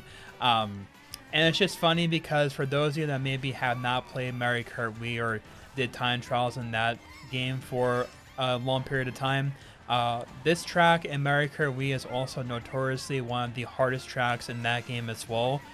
Very, very technique heavy, and I can definitely see it's the same tale in this game as well. I watch F's world records back, and I'm just in complete amazement where how in the world can even do that on this track. And it's just cool that I can have that feeling again, because that was really my feeling when I started playing Mario Kart Wii competitively for time trial in the beginning of 2008.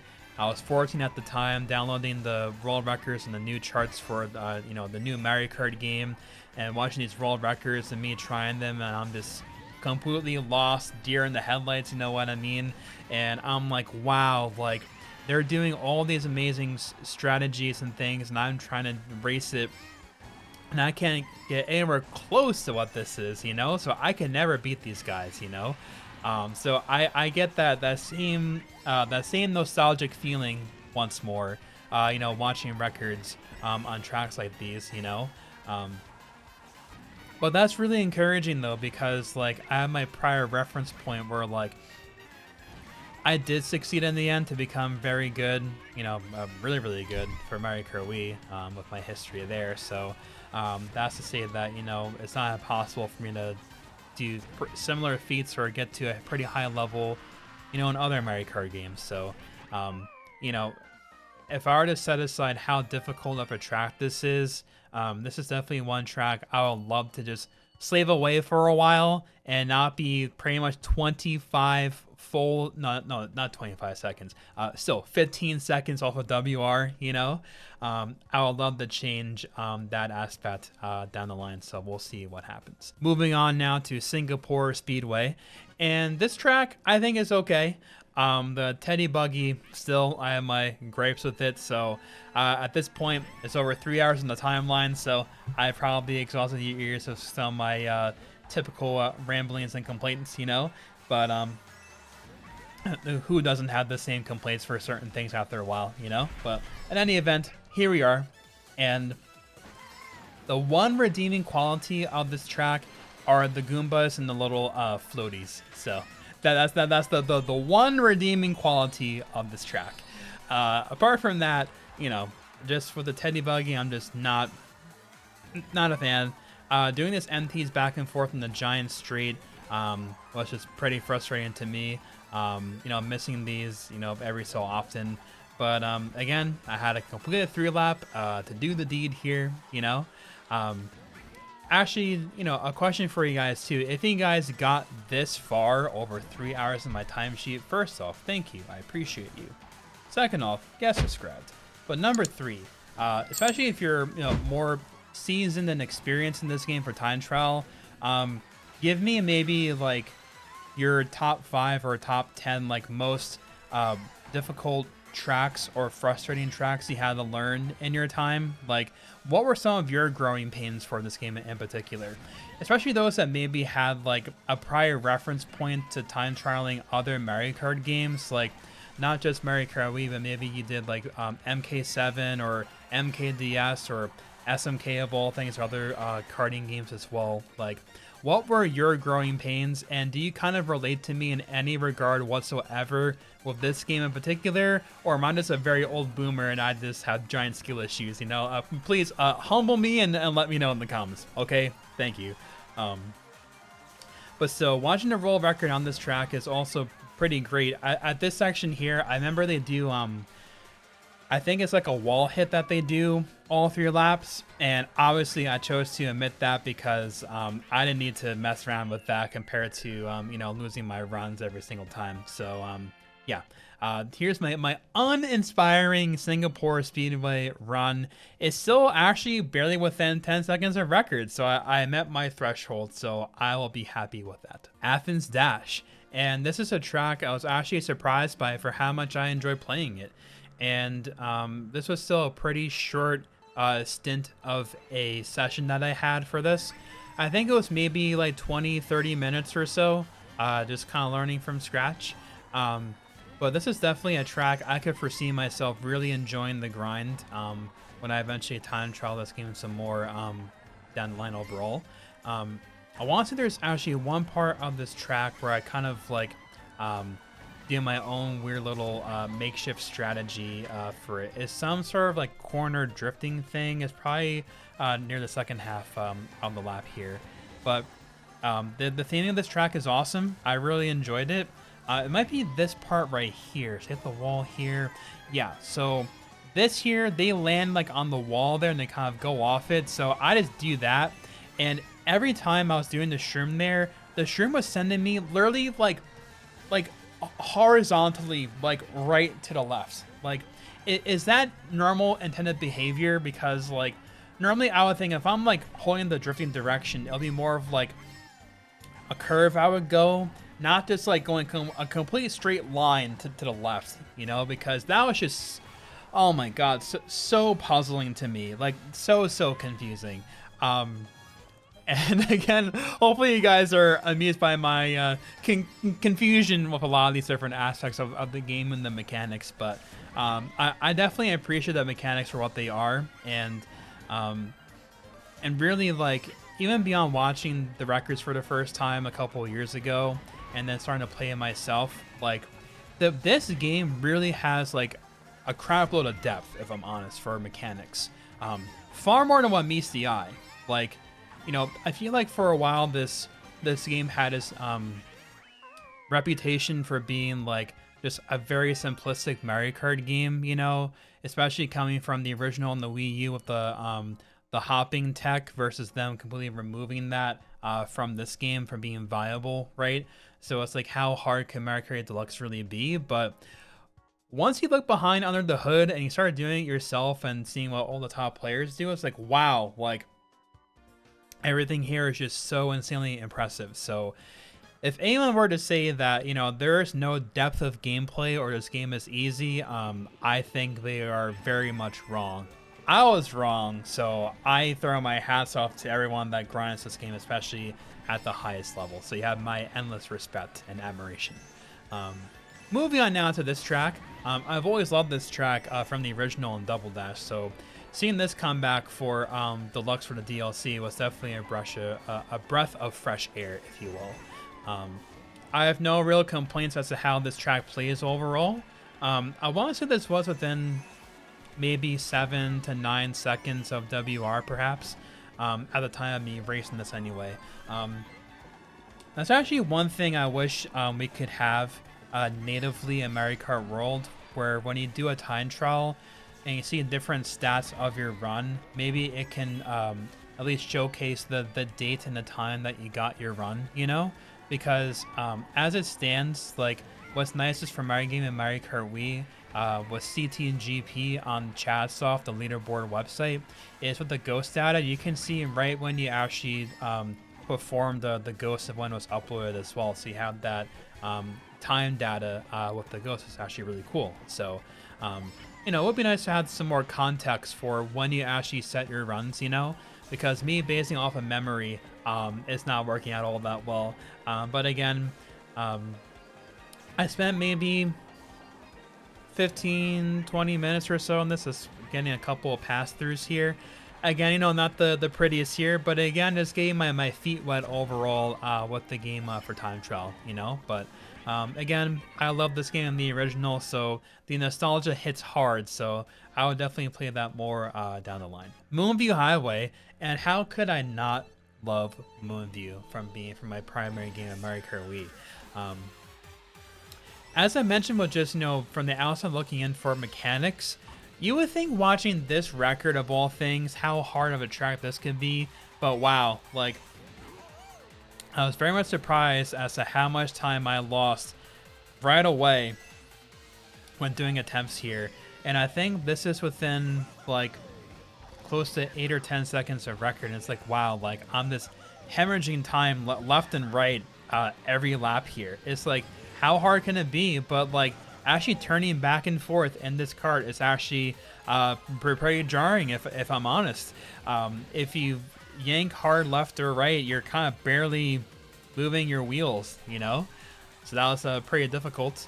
I want to say maybe one cycle on lap 3 was a bit treacherous for me. We're at a couple of fails. But then I ended up landing on this run, which is nice. Because definitely the first thing I noticed was, wow, like, just doing the turns, not even drifting, it's just a tall order. So, like, I was missing some of those zippers in that section there at the end every lap, so I saw that I had to preemptively just start turning really, really tight left and right way beforehand to adapt. So I understood that eventually in the end. And seeing that bomb car as well is funny because there's bomb cars in versus and online play for this track in Mario Kart Wii, but in time trial there's no bomb cart, so that was definitely pretty jarring for me for sure, actually, playing this in the time trial setting. But yeah, I mean, you know, I got a fairly decent time here. You know, for being Moonview Highway, I have my nostalgia factor for it, but you know, compared to other tracks, I think I'm pretty content with where I have this for the current moment. So you know, that's within actually 6 seconds, so probably my former PBs were more in that 8 to 10 second realm, but you know, I feel like probably like a 146.5 I can get, but beyond there, I'm like, wow, like, I gotta really hunker down on this track. Okay, we have a couple of contenders for my absolute worst track in Mario Kart Deluxe, and also like my least favorite track in the game. And this one, for the time itself, just the digits, this probably makes it. But as far as my disapproval and this disinterest for a track, this one is also very high up there as well. Just for multiple parts of this track, I just don't care for how it plays, you know. And obviously, with the underwater section, it's just again, this is another track where I spent far more time on it than I really wanted to. I want to say even probably like almost 10 minutes in, I almost got a time where I would be like, okay, like to bounce and go away, you know, but I failed lap 3.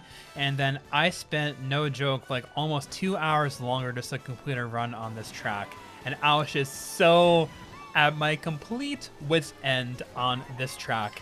So yeah, just I don't care for this track really. And again, this is Streetle, so I don't really care for even more in that regard too. But you know, I feel like I'm being way too harsh on the Streetle, but again, just of how it plays, I just don't really care for it. So I again have to be honest and admit that despite my opinion for the track and how it plays for me, watching records here is absolutely otherworldly. Especially for the middle part where you're going through the first part downwards in the water, but then you're doing that giant shroomless corner cut. We'll get there lap 3, but wow, like that was like really impressive for me to watch that. Like I couldn't believe that I actually could do that in a reliable way. I will say I did get this drift consistent off to land in there pretty frequently, but on this run I got 0 for 3 unfortunately. But this right here, they can ride like on that entire thing. And I'm like, wow, how in the world can you even manage that, you know? So I respect this track for how difficult it is. Maybe, again, it's just giant skill issue for me. Maybe it's not all that hard of a track, you know? But again, it's always cool and interesting to hear what people's opinions are and what their actual experiences racing different tracks in the game overall. So this is probably closer to 20 seconds off. Let's see, how bad was this? I forget. It's almost 20 seconds. Let's see. Okay, it's basically 18 seconds off of world record. So that's almost my worst time overall, and I'm not running to play this track anytime soon. If I revisit all of them in my future, that will be almost one of the last ones to do, honestly. Anyway, we have Los Angeles Laps, I believe this track is called, and this track is pretty fun actually. Out of all the city themed tracks, this might be my favorite one. I feel like I'm a little bit biased for LA and my experiences traveling there in years past, but this track is really cool and it plays really nice. So I think of all tracks for the city themed ones, I would definitely be more amenable to try to do this in the future down the line. Of course, it's Biddy Buggy, so how could I not want to play this more, you know? But yes, we're kind of nearing the end here. It's only about 30 more minutes in my timeline here. Again, I've over 3 hours and multiple commentary recording sessions. I apologize if I've maybe reiterated certain points that maybe I've reviewed before. But again, hopefully you're kind of just getting, you know, some entertainment one way or another, whether from how bad I am at this game, or maybe just some nostalgia for you, or seeing growing pains that you once had, right? Or maybe getting inspired because, again, you know, I come from Mario Kart Wii where I was the best player in the world in that game for time trial, and I am nowhere near that for this game, of course. So, you know, just the vulnerability of kind of putting my beginner timesheet out in the open, right, and kind of discussing that process, and that is okay to have complete eyesores and tracks that you just don't like for a long time. Like, I'll say for me, like, I've had some of my best tracks be tracks I still didn't really like for a long time, but I still played them because I was very good at them despite not really enjoying them. Where eventually, you know, the tune can change for, you know, your opinion for a track. I definitely will say that. So definitely give more of a chance for things would be my honest advice, you know. But yeah, this track is pretty cool. I will play it more in the future. This is probably within maybe 8 to 10 seconds of record, I believe, to my memory, so not too bad.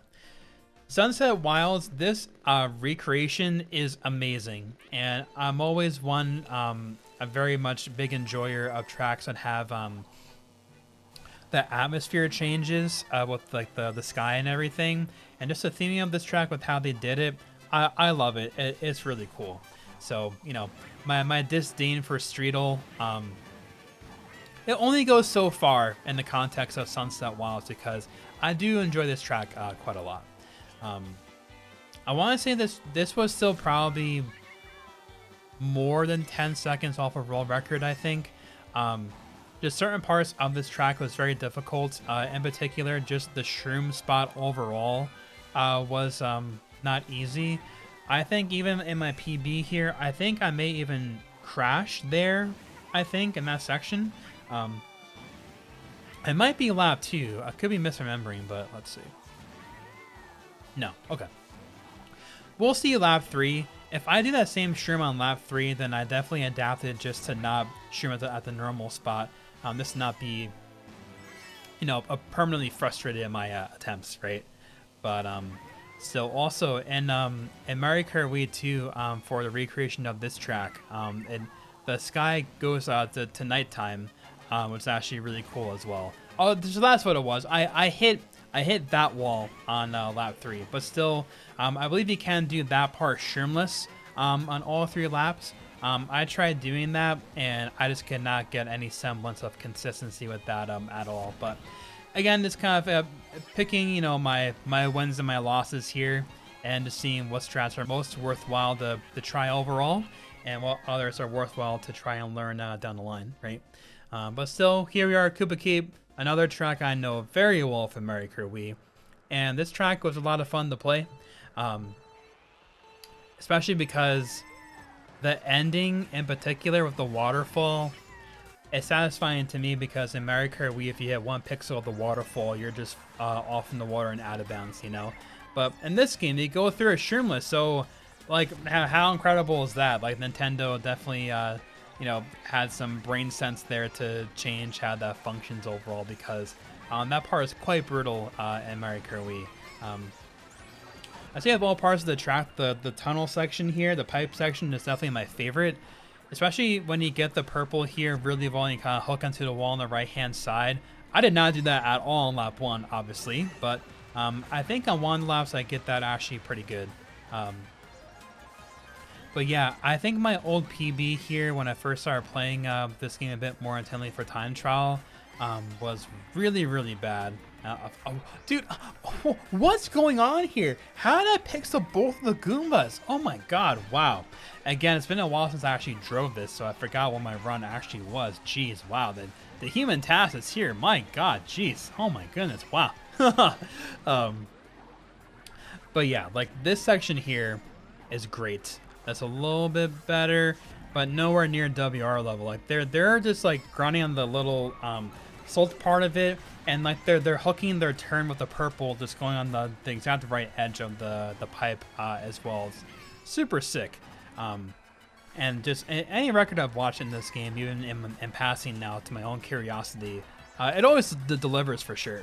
I will say too, with the shroom, I have had periods where I kind of like overshoot it. I get a little bit too saucy with it, so to say, you know, and I just kind of completely just lose my drift in my main turbo in the end. But even still, this was, I think, within near 10 seconds. It would have been less than that if I didn't screw that up on laps 1 and 3. But I'm actually curious to see how far off a world record was this. Of course, me honking the horn before the finish line, of course, got end in style. Let's see how far off a record this was. Okay, so it was just under 11 seconds, 10.9 seconds off of world record, so can't complain at all. Vancouver Velocity. This track I admire a lot. This is definitely a track I would love to give more of a concerted effort on this track. Just the theming of it, the music is wonderful on this track. I'm a big fan. And pretty random fact here, but a part of the name of the track is Velocity. And believe it or not, my first gamer username in gaming was Velocity. I played a little bit of Counter-Strike and Day of Defeat with some of my older friends in middle school, and there was clans in that game. And so my gamer name was Velocity. And I actually, when I came to Mario Kart Wii, my name was Velocity, but for clan tags, I had to shorten my username, so it would be Velo for short. So my first clan was Shadow Gear, so it was bracket SG and then Velo for Velocity. So I think I changed my username to NMeade for gaming maybe like less than a year in, I want to say, overall. But yeah, a little tidbit there. Whenever I see the word Velocity, just for anything in life, I think back to that as well, so it makes me smile when I think about that. But in any event, here we are in Vancouver Velocity, right? And just all parts of this track is pretty cool. It plays really nice. It's a fun challenge for sure. Definitely engaging gameplay. So, especially here in the straight for all the MTs back and forth. I completely butchered it here, unfortunately, but you know, I definitely see myself counter-steering a lot with my soft drifts back and forth. I'm definitely a much more like intent with like just going for it and going back and forth now. So and I definitely set this a bit older compared to some of my more recent personal best times I set on other tracks. So, and again, you know, if I said it for the millionth time, sorry, but again, you know, when you play a couple of tracks, especially when there's as many tracks as there are in this game, like your skill set for different things will rapidly expand. And one of the most really fun parts for me as a newer time trialer and an up and coming time trialer from Mario Kart Wii was balancing my timesheet. And so I was going for overall ranks for quite a while. So I was going for like top 100, you know, top 50, top 40, just overall rounding out my timesheet. And sometimes, you know, going for like an actual constructive goal of like sub 2 minutes or sub 29 seconds for a fast lap or things like that. Those are definitely cool benchmarks, but going for overall ranks and balancing a timesheet kind of kept my sanity for a while, which is nice, you know. As if you're grinding for like a very certain goal, like a sub on a certain track or like a worldwide top 10, like you're just spinning your wheels, no pun intended, just for a very long time. It gets discouraging, so you have to be a bit more crafty with your mentality and how you approach your gameplay and how you spend your time. Because no worse feeling at all from where you spend multiple hours and you don't really have a lot to show for it, and you're like, well, what's all that for, you know? So, you know, that's another piece of advice I have as well, is just have different types of goals you can go for. That way you're actively engaged still, you're not too bored and you're not too frustrated. Because again, you need, you know, in my opinion, you need momentum, especially as a speedrunner, just to be still sticking with the overall effort of speedrunning your speed game for ILs like this, right? Monologue over, but just felt the need to say all of that. So this Rome track, Rome Avanti, I think it's called. This track is sick. I love this track. The theming is awesome. Love the music too. And this is definitely a track I will play more of. We have a bunch of ice swords that we saw right there as well. But again, I was off by a good amount of time here, honestly. Also, those fuzzies there definitely reminded me of Paper Mario 64, of the fuzzies in that game as well. But yeah, anyway, I digress. This track is pretty cool, but still I definitely have more tracks I would put before this one in the future. So, I mentioned this track during DK Summit. Oh dear, oh my. This is gonna be pain to your eyes. I'm sorry in advance. This is, I think, close to 20 seconds, I think, off of world record. It's not good at all.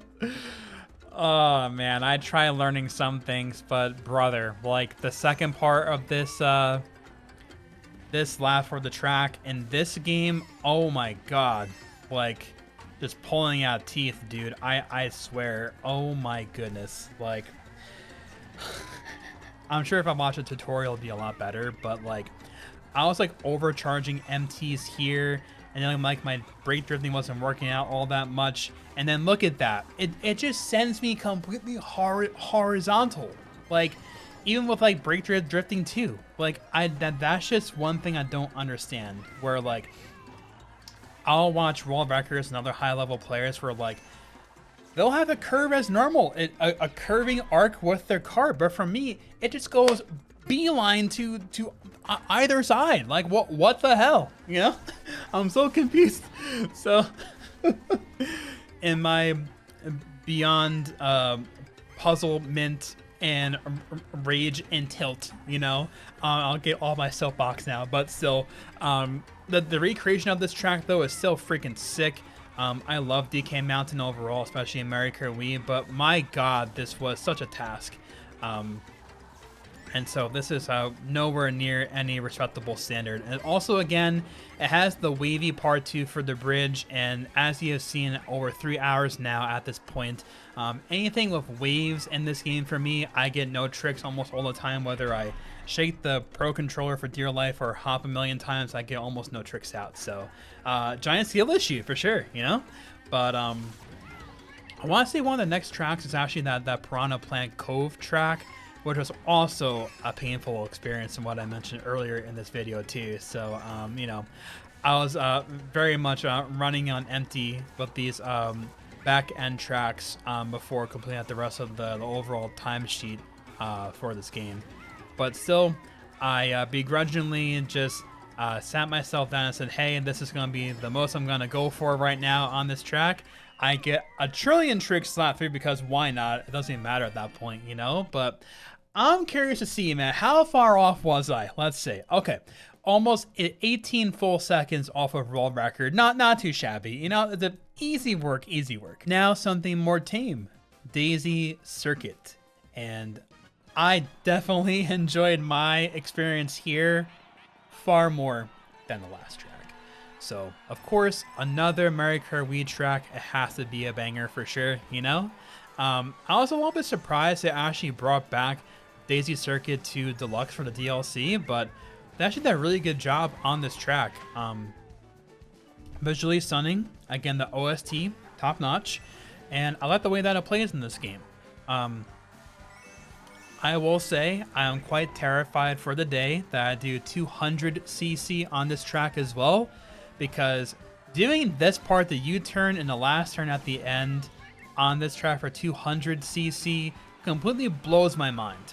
I'm pretty sure I had that same comment as well when I did the 200cc world record reactions as well to world records in this game. So it's a tall order enough for me on Teddy Buggy on 150cc, but on 200cc it's gonna be miraculous if I could even do that. 1 for 3, you know. But yeah, even still, I still did a somewhat decent job being at least maybe 8 to 9 seconds off of world record here, I think. Let's see what the last split is for lap 3 with the distance here. Let's see. That was a struggle, but okay. I probably finished maybe within maybe 7 to 8 seconds or so of world record here. And again, the giant glider strat that they can do here, beyond my means currently, you know. Also, kind of another random thing too. So I don't know if it was Shortcut or someone else that told me, but when you just hold out your drift over a glider ramp, if you just hold it out forever, the glider will automatically come out. I didn't know that for a long time either, so another random tidbit there. I realized that and I learned that pretty early on, but that was definitely a very interesting piece of tech and trivia for me to learn back in the very beginning. So yes, that's Daisy Circuit. I'll be more than happy to revisit this track at some point in the future. Definitely a different story compared to the last track. Pirahna Plant Cove, and this track is so unfortunate because this track is brilliant. I love the theming of this track. Watching world records here is so immensely satisfying. A lot of the shroomless corner cuts they can do is super cool. Like, if I was just a fan of water physics and I actually was good at performing them, like, this would be near my favorite track in the game, easily for sure. The theming is cool, the music is nice, but it's just the water physics. I can't see past it, you know. And so with that in mind, this was a grand struggle for me to complete even one run on this track. So there's multiple glider strats, multiple humongous shortcuts on this track, and so I do basically 0 of them. And so if I do 0 of them, I'm gonna be a trillion, million, quintillion years behind WR. So I think this irrefutably is definitely my worst overall time in my entire timesheet. It's tragic, it's sad, it's unfortunate, but you know, as an online race, I'll pick this all day long. But in a time trial, though, it is definitely a grand struggle to say the least. I feel like if I could use like the Biddy Buggy or Mr. Scooty and do fairly decent on this track, I would have a different attitude. But as it stands, this is just such a frustrating endeavor of a track for me, unfortunately. But you know, even still, those thwomps back there, I got squished by those several times on some paces too, and I'm like, man, I just have to finish just one run and just leave here ASAP, you know. But I think there is like a shroomless maneuver you can do here as well for this part, and I just could not do it at all. Obviously, there's me. I just love just the rage tilt rear view mirror spam. Like, it's a thing we do in Mario Kart Wii, and so the fact that people do it as well in Deluxe, myself included, it's just super funny to me, you know. But yeah, like multiple parts of this track is super cool, and certain parts play really well, but the water physics, I just can't see past it at all, if I'm honest. It's an unfortunate tale for sure, but it's an honest tale. Hopefully you can appreciate the honesty of my my struggles here, you know. Let's see the damage here. Yes, almost a full 22 seconds off of world record. It pains my heart. It truly does. Anyway, we have the last cup of this timesheet here. So let's close it out, shall we? We have the Madrid track, and this track is pretty neat. This also came as a custom track in Retro Rewind in Mario Kart Wii, and it's a pretty fun in that game, and it's actually really fun in this game. So I actually did spend a fair amount of time here compared to the other city tracks. Maybe like 1 or 2 hours or so, I would say, compared to some of the others. If I were to think too, you know, I broke down the percentages of like the time to WR that I had. But as far as time investment for each track, I want to say maybe 40% or so I spent maybe 10 minutes or less to get one full playthrough, because I quickly saw that it's not a track I'll want to pursue on a very serious endeavor. I'd say the other maybe at least 20% I did at least maybe 10 to 20 to 25 minutes or so. Maybe 10% I did maybe 30 to 50 minutes or so, and 20% the remainder as at least 1 hour or more. And of those, a couple of them I definitely spent at least over I spent over 5 hours on. So I quickly saw what I enjoyed and what I didn't enjoy as much. And again, that's totally okay. You know, not everything has to be your cup of tea right away. You know, sometimes should just the interest it ages like a fine wine. You know, it takes time. You know, but this track is fun. I would not be opposed to doing some more sessions of this in the future with no gripes or quarrels here from my end. Seeing the Goombas and the shoes kicking the soccer balls, it's just so hilarious to me. Definitely smile each time I see that for sure. But yeah, that's Madrid. No real significant complaints on this track. Wouldn't be opposed to playing more of it in the future, and I had a pretty decent cut on my PB there as well. Rosalina's Ice World, and this is another tragic tale of a track for me. Sorry, Short Cat. The theming, the recreation of this track, again, is breathtaking, is beautiful.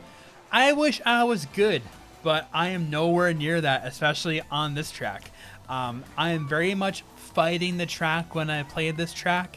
And so I, again, spent a fair amount of time on here to try and get at least 1 or 2 completed good PBs here, at least for my skill level, relatively speaking, air quotes, you know.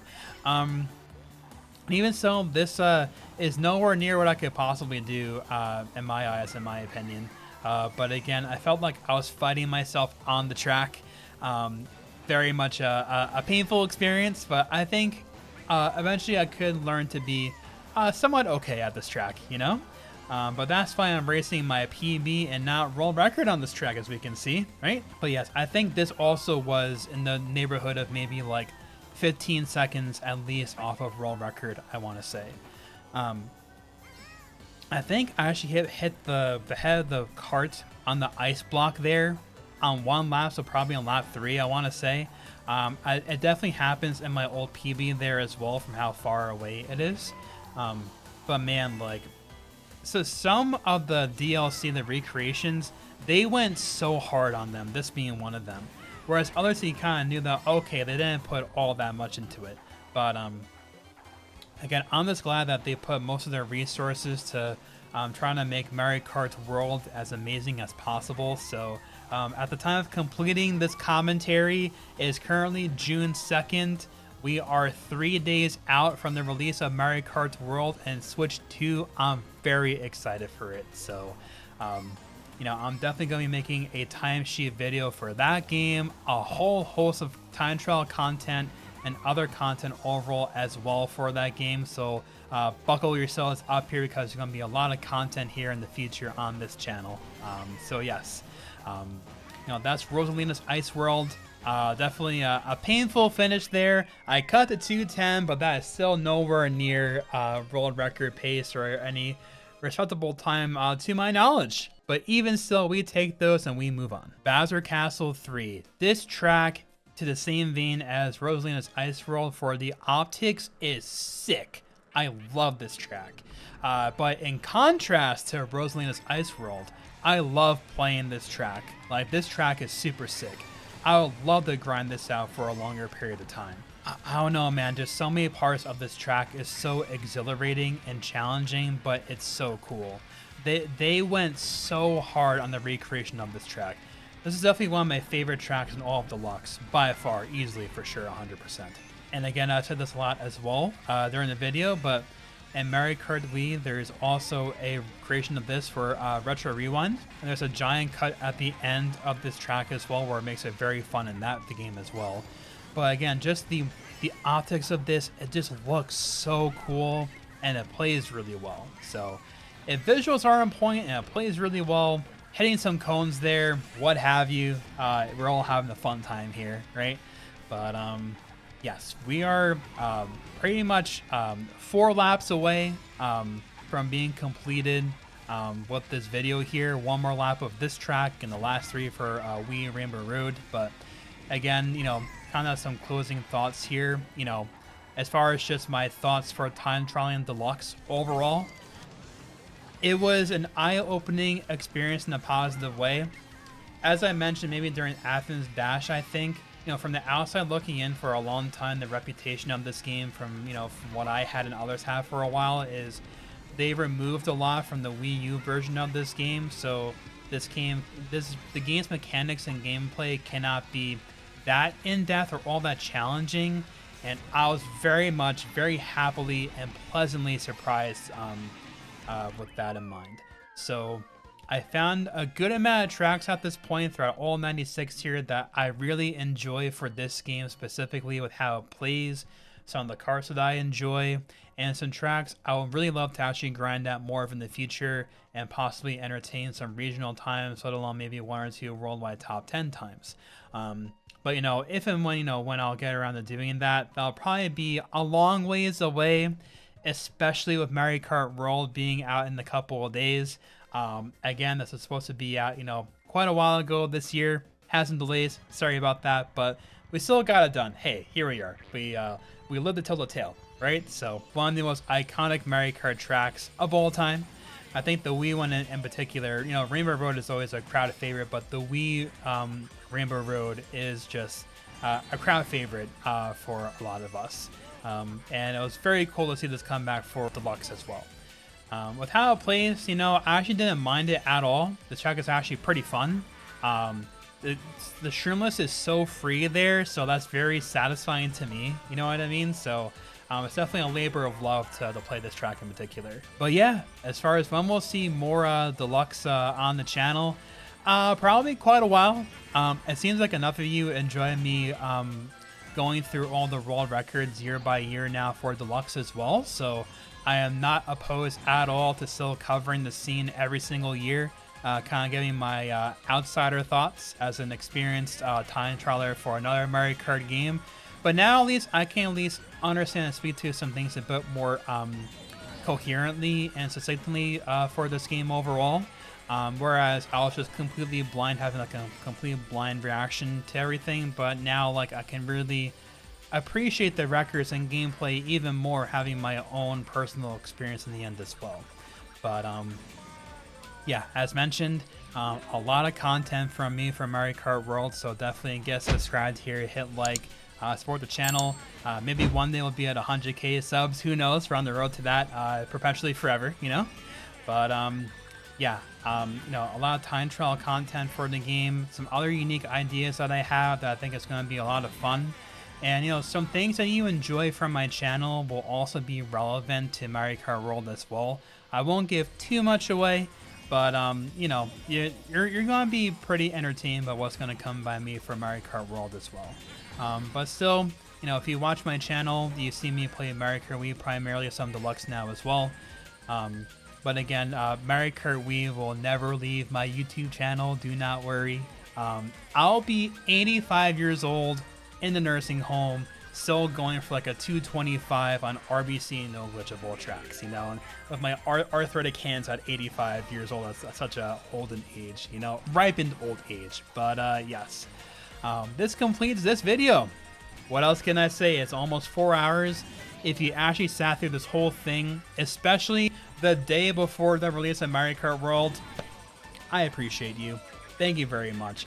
That's all for me.